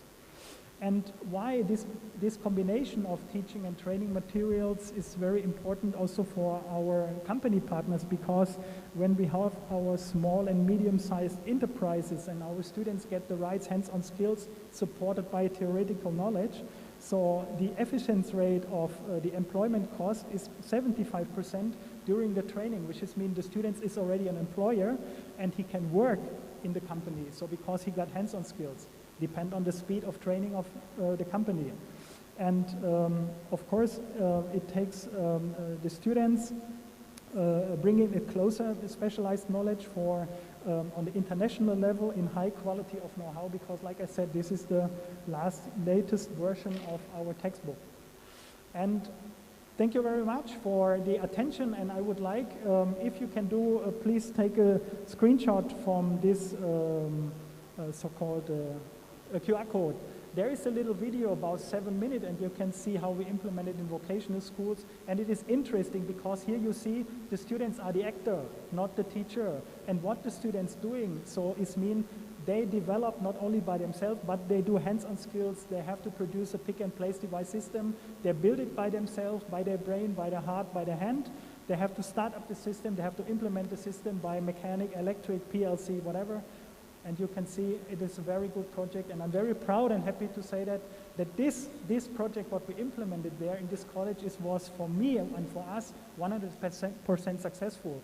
And if we go on now with our new unicorn 5-year structure in a new college, I guarantee you, this 5 years on education track, the students can do 100%. I'm definitely convinced that they can do it. Thank you very much. Thank you. Thank you so much. Thank you so much from German Thai Chamber of Commerce. Definitely we will take that challenge to move it further because it's very obvious that let me call it correctly, mechatronics standard to Thailand, no? And you based on those practical case.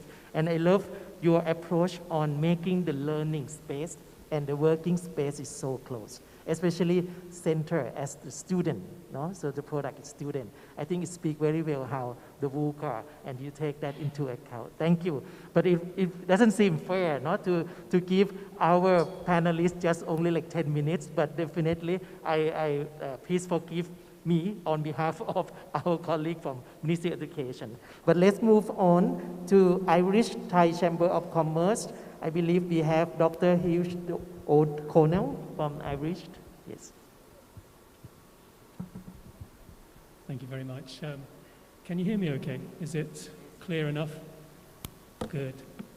So, Deputy Minister, Secretary General, ladies and gentlemen, Kun Yingalia started her speech saying that after lunch is always a bit difficult, and they say you should never start with an apology. So I thought I'd start my speech with an apology.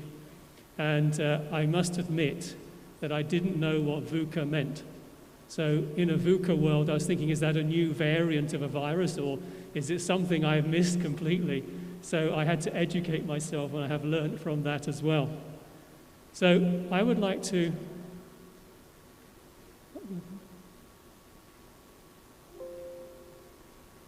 I can't go forward.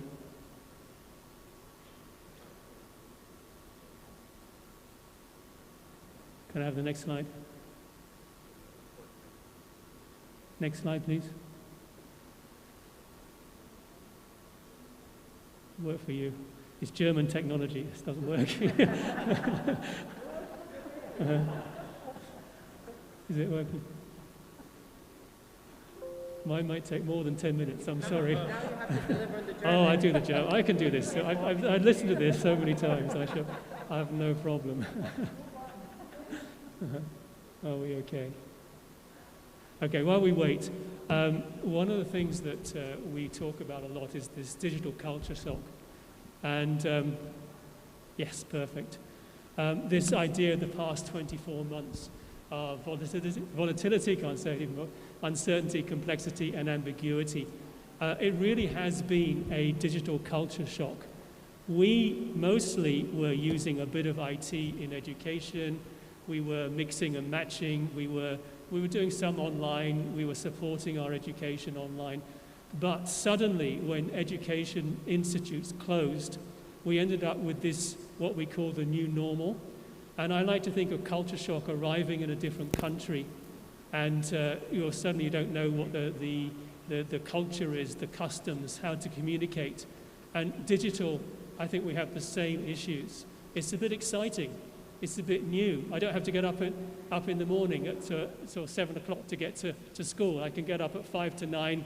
I can wear my pajamas and my teddy bear, and I can still click online and then go back to bed, and they think I'm still online. So this is a sort of the way that we began working from home, studying from home.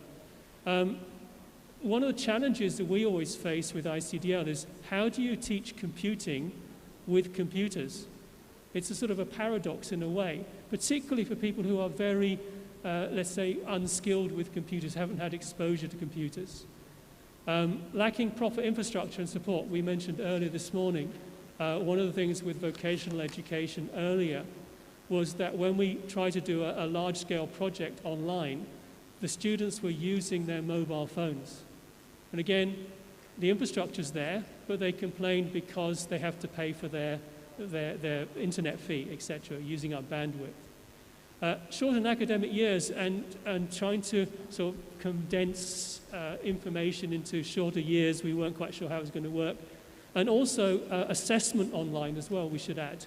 Very challenging. How do you assess people online? Is it accurate? Is it similar to how they would be assessed if they were in the classroom? Budgets and funding, we all know that with the economic downturn, it's going to be increasingly difficult to deliver what we promised and what we want to do. This idea of synchronous and asynchronous communication, so synchronous face-to-face, asynchronous online, and getting that balance. And of course, volatility, uncertainty, and complexity and ambiguity as we come back to. I'm trying to learn that, so I put it on the slide twice. So moving towards 2030, which was the theme of our conference here. This is a research by McKinsey, and it talks about the mix of occupations that may shift by 2030 in the post-COVID-19 scenarios. And what you're seeing is the sort of dark blue and blue are the ones, the occupations that are going to increase, and the sort of grey to dark to black are the ones that are going to reduce. And you can see here, there's a great concentration on health aides, STEM professionals. We mentioned STEAM. I'm so happy you mentioned STEAM because art is so important as well. Health professionals, managers, business professionals. And you can see in different countries a different mix. But over the board, it's quite interesting to see at the bottom things like agriculture, production, warehousing. I think we're going to see more and more mechanization. We're going to have drones delivering our Amazon or here Shopee and Lazada to our doorsteps. So there's a shift. So does education respond to this shift? Is it doing the right thing? Also, what's happened in terms of COVID and how has it changed the perception? And if you look at this, it says the share of workforce that may need to transition, and we've talked about reskilling, upskilling. So what it's done, COVID has accelerated this change. And you can see in the US, 2.2% more to 10.1% will need to change or transition the way they do their jobs, etc., etc. Less so in India, but China still quite significant, United Kingdom and so on. So you're seeing this effect of COVID pushing and changing the way we work. However, and I always like to emphasize this isn't a problem just in Thailand, in Asia, Southeast Asia. In Europe, there is a big issue about people having digital skills, for example. So at least some basic digital skills. In 2018, 57% of people in Europe have some digital skills, but it's only gone up 1% in 2 years. It is a problem around the world. So if you go to above basic, 31, 33, and basic software skills, 60, 61, ICT specialists, this is in our chambers, we talk about trying to get IT professionals and that there's a huge turnover because there's such a demand for these people. And earlier, one of the presentations, the keynote, we're talking about the need to get these sorts of skills, moving away from traditional doctors and nurses and into IT skills. And again, this is something we need to encourage. But a lot of people who are into IT, even in the US, were saying, I'm better off going to work for Google and Microsoft or whatever, rather than spending 3 or 4 years at university, because the skills I learn at university will be out of date by the time I graduate. So this is a problem throughout the education systems. Interesting to look at female ICT specialists. Again, very small numbers and only a small increase. And ICT graduates, again, a problem. So this is a problem for everyone in the world. So what we need to do is encourage more people into IT. And again, this is just looking at the progress of digital skills in Europe. Very similar. So what have we learned from around the world? Now is a major focus and investment in digital skills, which Kunying Galileo was talking about as well. Recognition and acceptance of a digital skills gap. So many times I'll meet parents who say, oh, my children are fantastic at IT. You know, they've been using an iPad since they were 2 years old. But when you actually get down to it, what skills do they have? They're brilliant at TikTok. They're great at Instagram. They can text their friends 1,000 times a day. But when they come to work, can they produce a spreadsheet, a budget for running a conference, for example? And the answer tends to be no. And businesses always ask for, one of the key digital skills they ask for is spreadsheets. There's a grave concern about the workforce. Most jobs need digital skills, so we need to look not just at people at school, The education ministry perhaps can look at the communities as well, looking at skilling, reskilling, and upskilling. And again, this is a challenge because of the geography and the resources and everything like that as well. But with an aging population, it's going to be more and more necessary, I think, to engage, if you like, in the communities as well. The resources we have in schools and vocational colleges can be used in the community. And at lunchtime, we were talking about going to university, and in Canada, you might be sitting next to someone who's 40 years old. In Thailand, I haven't quite seen that yet. I think Thai students might find that a bit strange. So what about the future? Workforce is not being prepared. And I think this is very much what other people have been saying already. It's a challenge. Primary and secondary school, we need to start. The coding is a fantastic idea to get people to think in that way. Yeah, thinking. And again, that was a theme in the presentations this morning as well. So prioritizing use of digital technology. And I think a key component of this is digital government. And talking to some government ministries, some are sort of pushing ahead, other ones are really quite slow in adopting this. We've always done it this way, we need our paper. How do we, if you like, get students to be encouraged to use digital technology if we can't get government employees to use digital technology? So sort of leading from the front as well. And Singapore is a very interesting case study in sort of government using digital technology. So towards 2030 again, we know there's all sorts of exciting things happening. There's just some examples I put along here, from blockchain technology, big data, Internet of Things, artificial intelligence, cryptocurrencies, climate change, all these things, pandemics, and an aging society and so on. But the unknown unknowns. This is what, 2 years ago, if you said we'd be shut down for 2 years and tourism would stop in Thailand, I'd say no, that would never happen. But of course it did happen. So we have to be aware that we don't necessarily know what the future will hold. So that's really the end of my presentation. I think that we're in a great position. The ministry and these events have helped to, if you like, focus on the internationalization of education. Everything is there, really. The infrastructure is there. We've talked about the excellence centers. We've talked about the DEEP program and these things. So it's really just a question of getting going. And our experience in Ireland was that 20 years ago, this was integrated into the syllabus, digital literacy. And it was very rigorously applied. And now Ireland is, if you like, the IT hub for Europe. Another example might be Malta. There's the blockchain hub, and they've adopted ICDL as well in terms of digital literacy. So there's a great potential, and it's quite exciting. And if we think of COVID as a driving force, not as a sort of holding back force, I think we're in a very good position. Thank you very much. Thank you so much, Dr. Hugh Cornell. This is a great platform because besides actually showing the great success from different stories, we also have a mastermind, a critical friend to actually reminding us all this along, because all the digital culture shock, I like that, because we need to actually be mindful that this coming and what we need to do, and we look at the post-pandemic future of work. And I like the way that you put skill, reskill, and upskill. So basically, we not leave anybody behind. So I like that very much.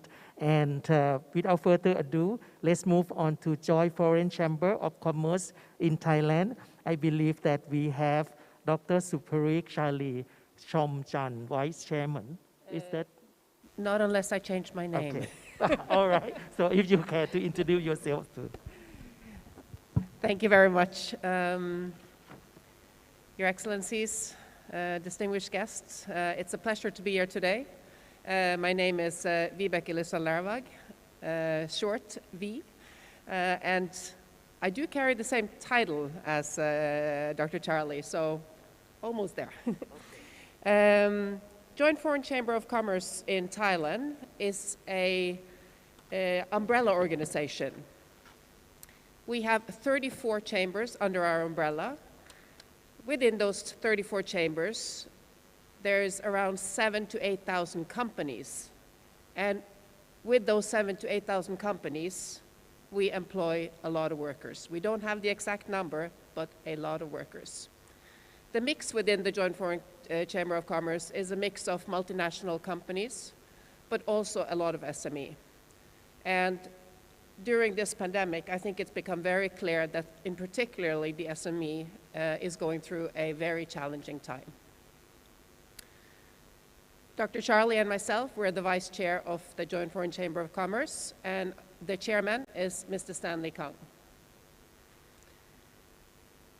We have a working team that focus on different committees. We have International Trade Committee, Tourism Committee, Digital Economy and ICT, SME, Education and Skill, and then our team, our Executive Secretary and our Treasurer.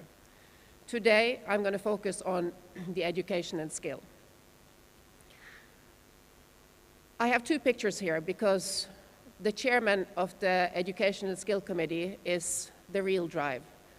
Ajahn Konkiti Pusawat, he is the one who has put us in a direction which I believe is the right direction. As foreigners, we can share our background, we can share the experience from our education systems in our own countries, but I think it's imperative to also work with those that understand the Thai system. In education, you have the basic education, you have higher education, and you have vocational education. I believe the German chamber, who is under our umbrella, is focusing very much on the vocational education. And as are we now starting to scratch the surface a bit under the leadership of Dr. Hugh on how we as a foreign community can work, not to build our own vocational education school, but how we can work with those that are here already. We have focused a lot on the basic education because we truly believe that you have to start from the root. I think we learned today that even before you go in kindergarten, you should, you have your most important part of learning. So we have worked with, since 2016, we have worked with 2 pilot projects under the BMA schools. They're both located in La Krabang. And we have also worked with 1 rural school in Sakeo. The 2 schools that we have worked with is Kantong Upatum and Matayom Sawitsari Anusorn School. When we work with them, we do not work directly with the students, but we work hand in hand with the teachers. So right here you see the 2 teachers, Kun Pe and Kun Vi, or Ajahn Pe and Ajahn Vi, who are very, very instrumental. Without them, we could not do what we have been doing. There's going to be a lot of pictures in what I'm presenting because I want to show the commitment that the Joint Foreign Chamber of Commerce with its Education and Skill Committee, commitment that we have to Thailand overall. The areas that we have focused on is school visits, not only one time, but we do repeated visits. It's workshops on product development.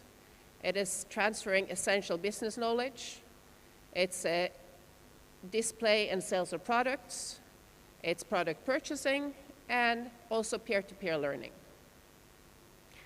I was hoping to show a video that we made. Now, this is available on YouTube. It's a video done by the schools, part of our team, but also with Webster University, where the students were the ones taking part of it. So it's a very, very nice video to show the work that we have done.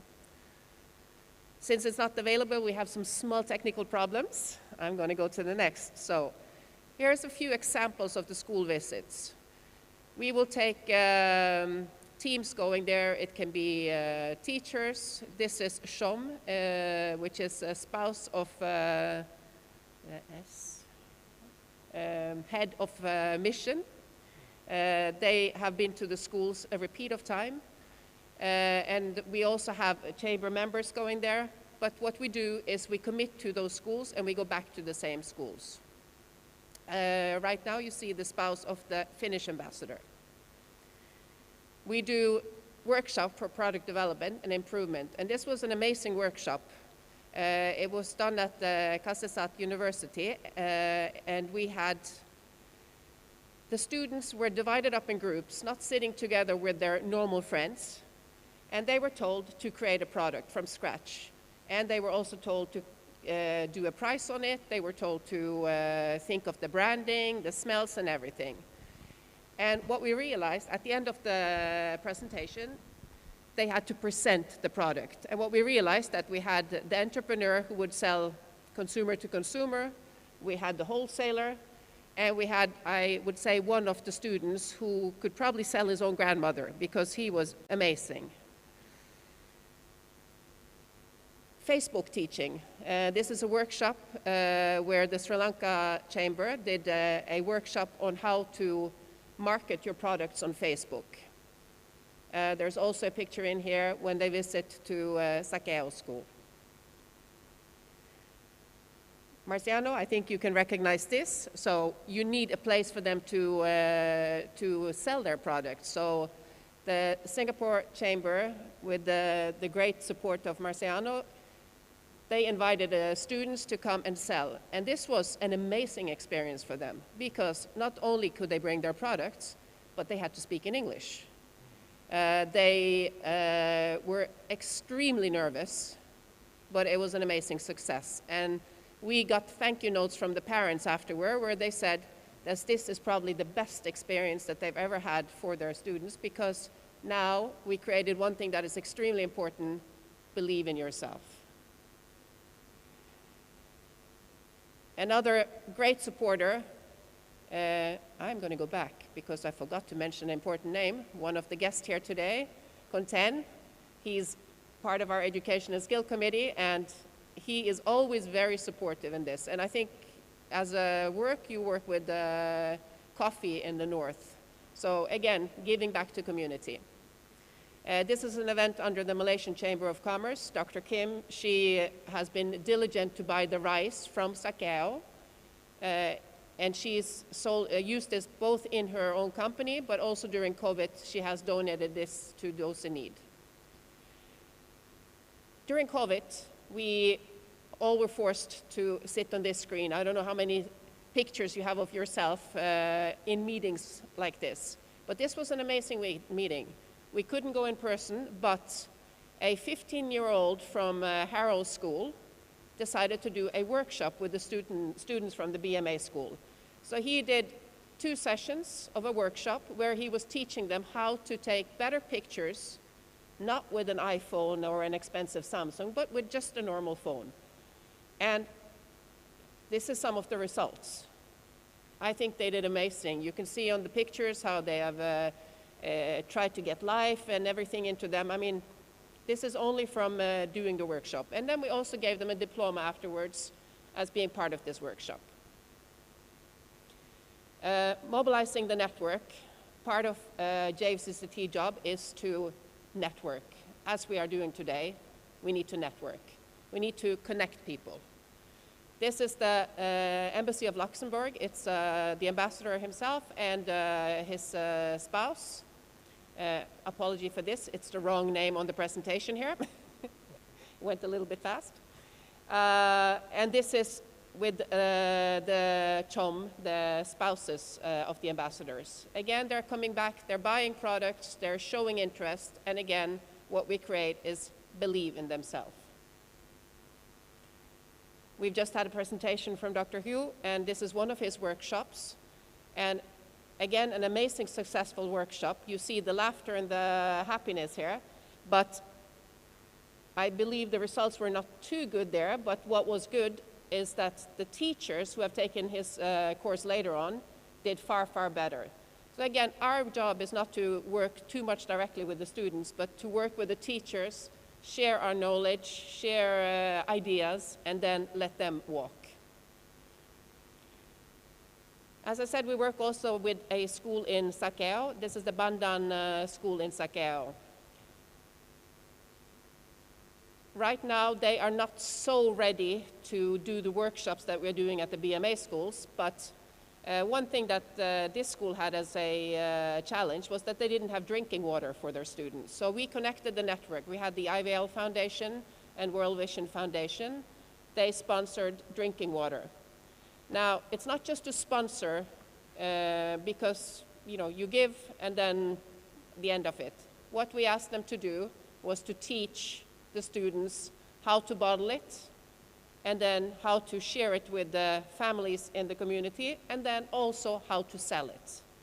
So right now, they are setting up a program. They are getting the water FDA approved. The water tastes amazing, almost like waters from the fjords in Norway. And I'm sure that they will be selling well. Then the other thing they have done is to donate what they call the basketball bottle cage. So when you finish the water, what do you do with the bottle? You have to think about the environment. Sustainability is important.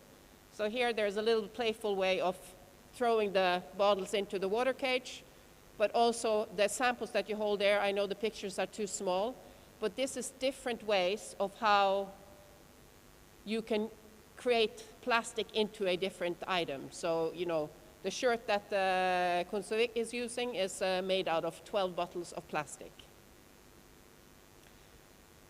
We had to have this picture. Dr. Hugh and I, we went to Sakeo, and we are now professional rice farmers. We can learn from them the same way that they can learn from us. So the student on the left side at the bottom picture in the white shirt, he used to be at the BMA school. What I forgot to say before is that our focus has been on STEM. We try to help guide them and teach science and math through actual experiments out of the classroom. Don't stay in the classroom and just do it from a book, but go out and do the experiments and then make some products at the same way.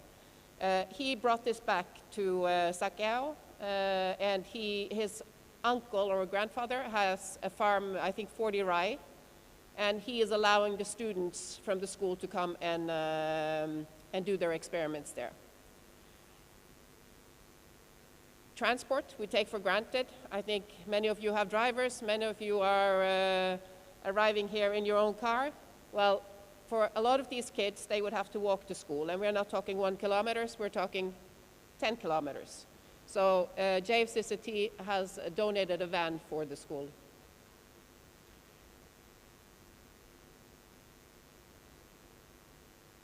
Now, in all of this, the most important thing when you have a study is the teachers. So in Sakeo, they've had a very difficult time to keep their teachers there.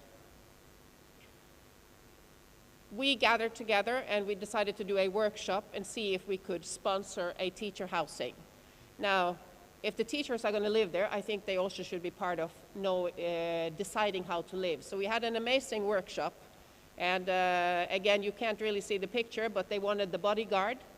And the bodyguard was because they were worried about their safety.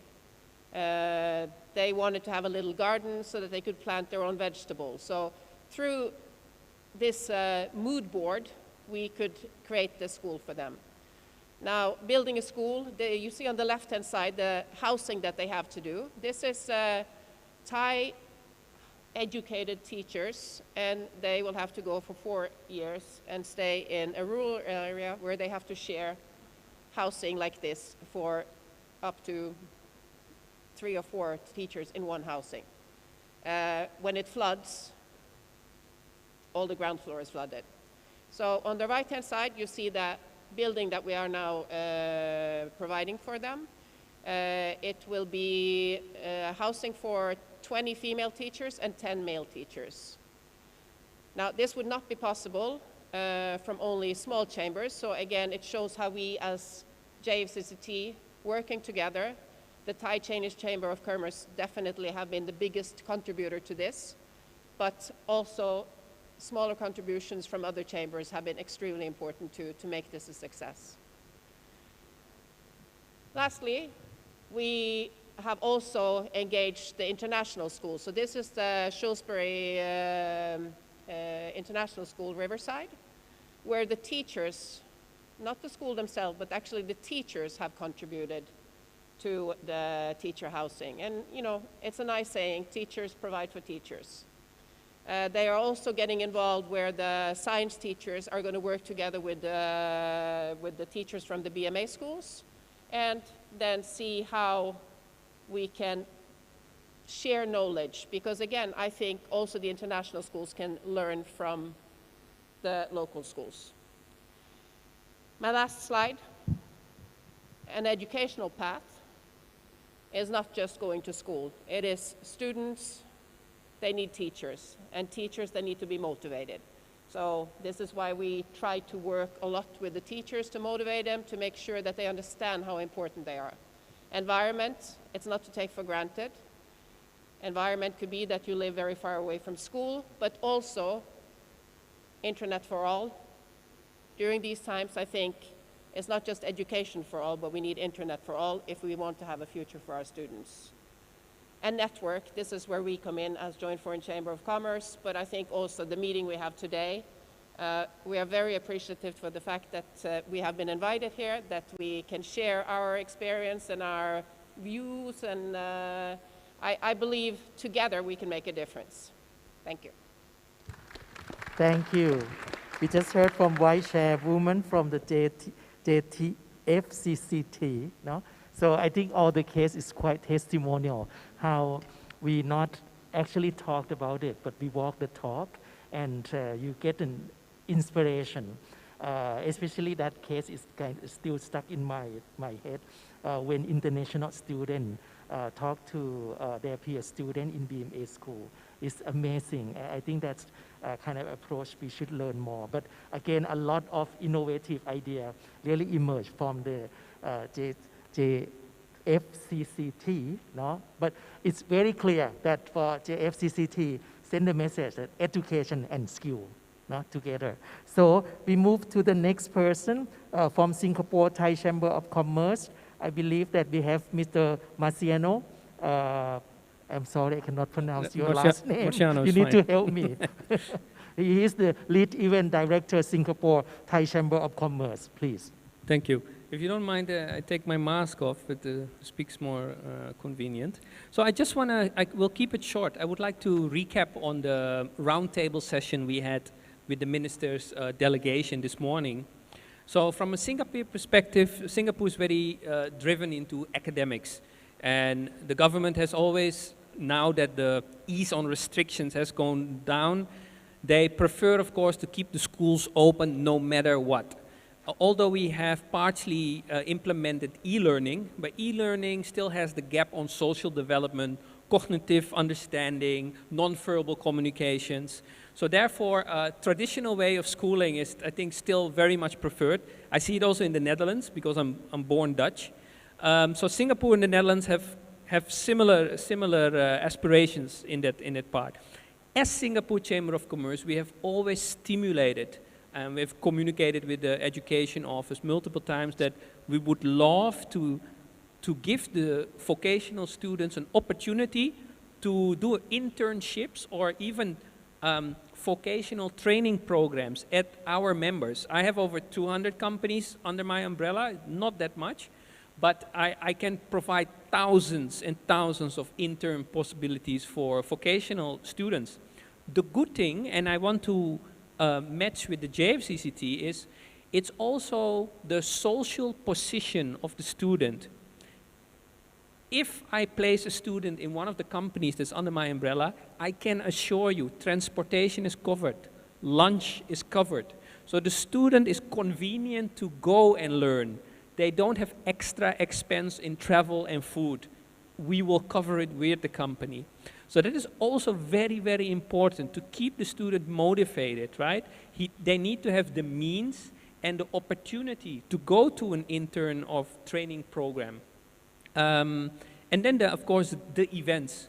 We do it now that the country is opening slowly.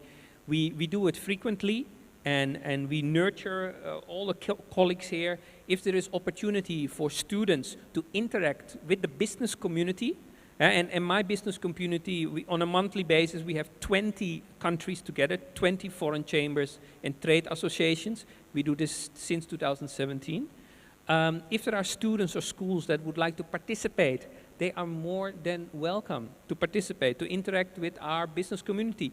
They can even learn from local Thai business people, right? If they're shy to speak English, don't worry. I have a Thai person where you feel more convenient with to liaise and learn about the business. So that is just a recap. And one thing I think is very important, we are very much focused on FDI, foreign direct investment, EEC, smart visa, etc.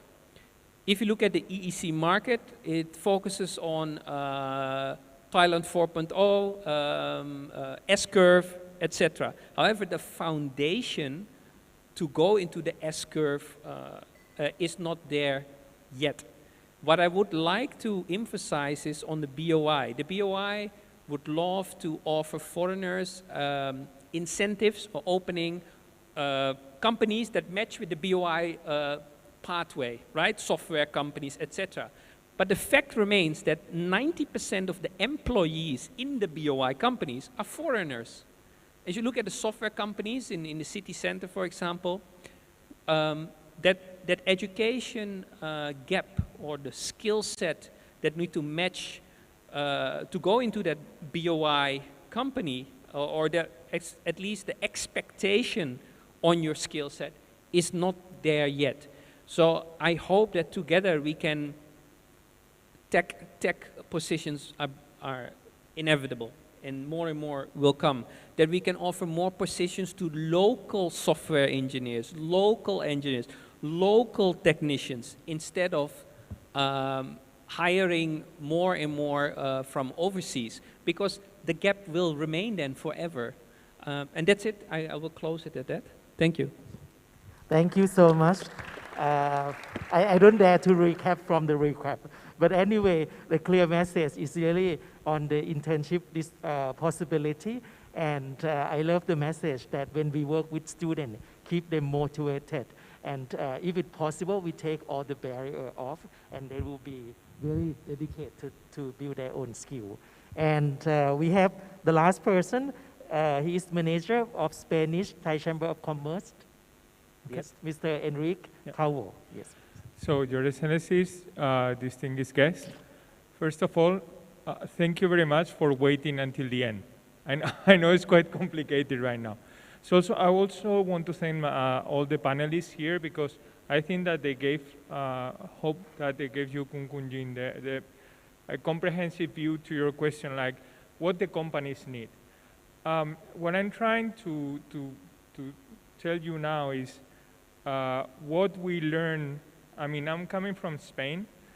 Spain has learned a lot from the UK, from Germany, from Ireland, from Norway, because one of the great things that they share with us is that the way they work with the soft skills. Spanish education was 30 years ago very much based on learning by heart. So you got the book, you read the book. If you can reply what it says in the book, you're good. And if not, you're not. And when what we learn is that there is another there are different intelligences, and there is a fundamental part that are the soft skills. So one of the two things from some people that are much more intelligent than me is Sir Richard Branson is a billionaire, and he says that train people well enough so they can live, and this is something that you were telling me before that, but treat well enough so they don't want to, and this is important, and I'm going to explain you why later. And then we need to realize that we're going to reach a complexity that is going to be super difficult to manage, and when we reach a level of complexity that we cannot manage, we just say stop. It's too difficult. Why am I saying this? Because right now, with Dr. Hugh was saying, it's like, what is VUCA? Well, I can say what VUCA is, but for me, what is more important to say is what VUCA is doing to us. So now you have many people depressed, you have many people burned out, you have many people frozen, you have many people fighting. So it's to be honest, I mean, VUCA, I don't know who came with this name, I don't care, but what I'm more worried is what it's doing to us. There is, if you know, there are people that have been working on this for a long, long time, and they said, okay, why don't you divide it in parts? Why don't you really understand what VUCA means? And VUCA can be separated in two different parts. First of all, how much do you know about the situation? Depending on how much you know about the situation, you are in one part of the quadrant or another. And then the other one is how sure you are that what you're going to do is going to be effective or not. And then this is what's giving us the VUCA environment. And depending on which situation you are, you need one soft skill or you need a different one. So what I'm trying to say now is that what I'm telling now is transversal to everything that we have discussed. You can apply this to any career, you can apply this to any degree. It can be done for vocational students, it can be done for MBAs, it can be done for university students, everybody. And I honestly believe that, I mean, in my company, I am the only one who is a foreigner, and I'm really pum-chai of the people that are working with me. They're really, really brilliant. They're very smart. And this is what I've been working with them for the last 4 years. Let's get ready with the soft skills that we believe we need. Just want to be very brief. So we can be in a volatile environment, which is not our case right now, I'm sorry. I mean, volatile is something that we just need to tweak some things to thrive on this environment. And as you said before, the only constant is change. I fully agree with you. And here we need to learn to be flexible. Easier said than done, but this is something that we can start working on. We can be in an uncertain situation where we know where we are, but we don't know if what we're going to do is going to work or not. And as you said also before, critical thinking here is very, very important. And also being curious, because sometimes what happens is because we think we know so much, we are bored. And you never know so much about something. You can learn from our colleagues, from everybody, so it is important. Complexity, this is something that we're very used to go to complicated situations where we don't know the environment, but we know that if we do something, we can solve it. And here, what we need to learn is about teamwork. Is that I am not better than you, I'm not bigger than you, I need you as you need me, and we need each other. So teamwork is very important. And also the capacity to be empathetic and to put yourself on the shoes of the other person. And I'm saving the best for one because I really believe that right now within the VUCA we are in the ambiguity. First of all, we don't know much about the situation. If you think about Europe right now, we are in the 7th wave, 6th wave, 8th wave, N wave, I don't know. Now it's Omicron. I don't know how many waves we have. And also, as we said before, we want to do something, but we really don't know if it's going to work or not. We really don't know. So I think that you mentioned before, creativity is critical, and also something that is critical is resilience. Like, you know, keep going, like the movie Finding Nemo, that somebody says keep swimming. That is just, you know, just try to take a path and just go and try to go there.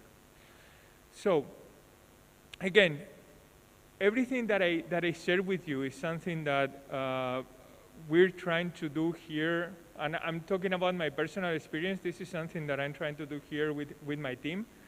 This has helped us to get the people more freedom, get the people more responsibility, get the people, we have managed to thrive in this environment. But again, this is something, as you asked before, this is something that should be done from early on, start instilling those soft skills, like the digital education, like other things that we've been discussing. And trust me, if you manage to do this with your education, there are no reasons why you're not going to thrive in the future. So that's it. Thank you very much. Thank you. At least we did have tools to use for VUCA. I love that creativity. No? Basically, I think we kind of run out of time. No? I don't dare again to summarize all very wonderful and very well experienced in Thai for sure, no? From your case. I just take 1 minute. This is also for me as a Thai person. No? I was in the Ministry of Education before, in the Permanent Secretary Office, and then moved to work with UNICEF. Now, basically, I would like to express appreciation to all of the Chamber of Commerce to really help, no?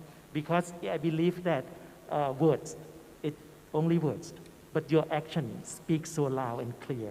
And thank you so much, no, on behalf of everything. And really, I can read through your action and through your eyes that you actually dear to the learners. And I believe that all together we're going to create even more better, no? Not just only for Thailand, but for all. Thank you so much, and big round of applause to our panelists over here. Thank you. Thank you so much. I think really each chamber has done an amazing job in helping and supporting our teachers and students, and thank you for that. Right. Thank you so much. Please, you may now take your seats. Let's give them a big round of applause.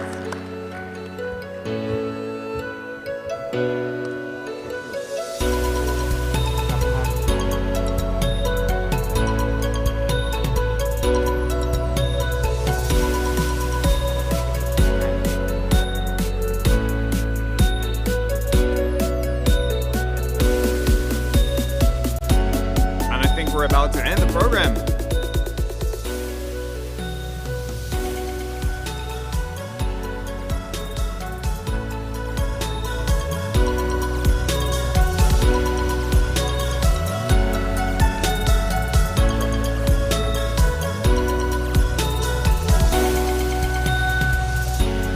At this time, we're very honored to have here with us this afternoon the Secretary General of the Education Council to conclude this conference. Distinguished guests, ladies and gentlemen, a big hand for Dr. Atapon Sankawasi.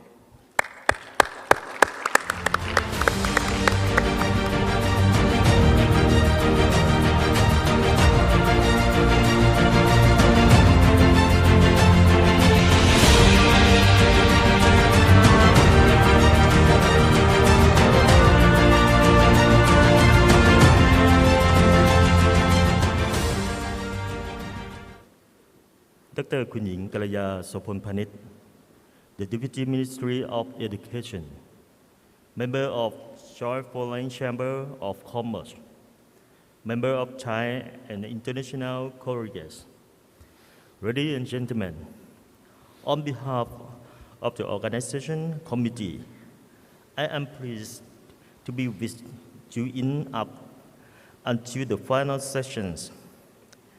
As mentioned by Madam Deputy Ministry in the afternoon session, you all are precious members of this gathering who help enlightening us on possible gap for knowledge and skill development in Thailand. I am sure that the reflection from the morning and afternoon section highlight a couple of understanding as follows. First, the Mediterranean cooperation starts with MOU between MOE and respective governments in the major cause of cooperation. MOE of Thailand has currently undertaken approximately 30 MOUs on education and training. Today's discussion in particular form the high-level roundtable restored to the construction of cooperation in basic the post compulsory education, just like many countries have done. Secondly, the bilateral cooperation between instruction and the next. This type of organization linkage happen in so many fields, such as teaching English as a second language, trade, and service on high technology, whereby two common interests in Thailand and foreign company called MOE prefer to see many of these happen as of the program of action integrated by the national strategy to 2017 to 2037. Third, of most importantly, the organization committee forensics a significant goal of people-to-people cooperation. For example, a Thai teacher work in partnership with foreign teachers with self-development on teaching mathematics and science, mechatronics, robotics, and AI, and others. This individual will get start from self-directedness of teacher with outsiders that we have the lateral impact to classroom development. On the final note, all of you input today will be relayed to the Ministry of Education to revise and expand the number of MOUs between Ministry of Education and cause bilateral cooperation between sectors and incapacitate on educators to search for the international partner for skill development. Needs for their mission. That's all we need to push forward as an organization to its MOU from now on. I myself promise to do so. Thank you very much. Thank you so much. Thank you so much, Secretary General. And I think we're now in the last part of our conference. Dr. Jack.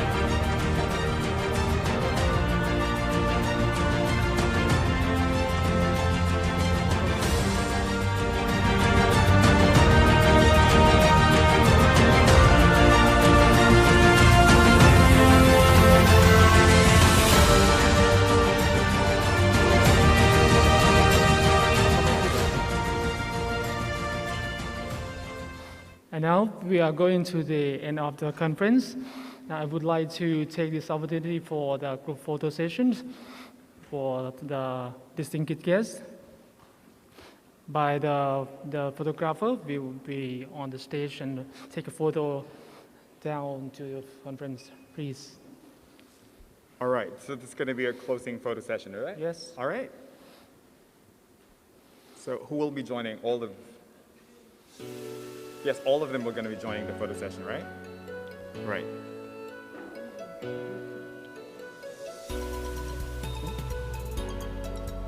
Right.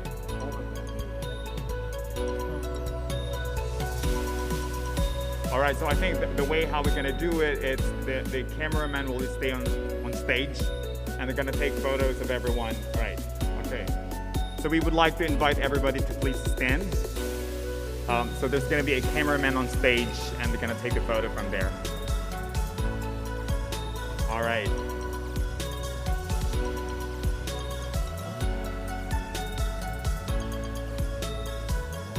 So we're going to do it rearrange.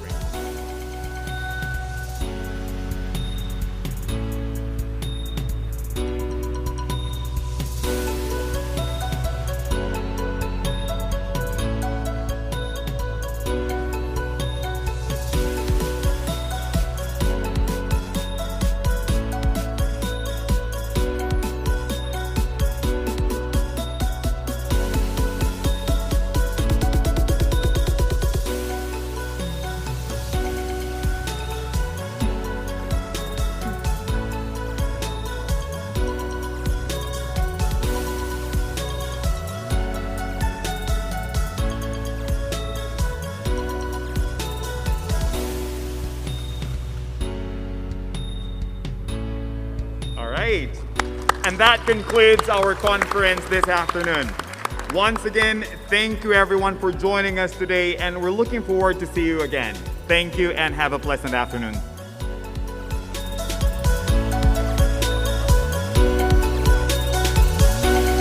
And before we leave the hotel, we will be serving coffee break outside.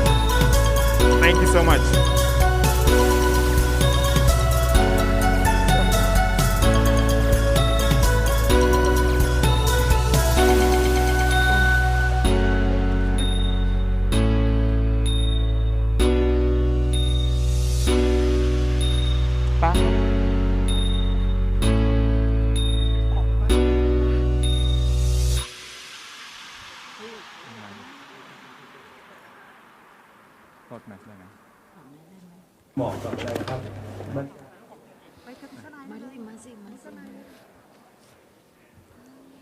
Not mad.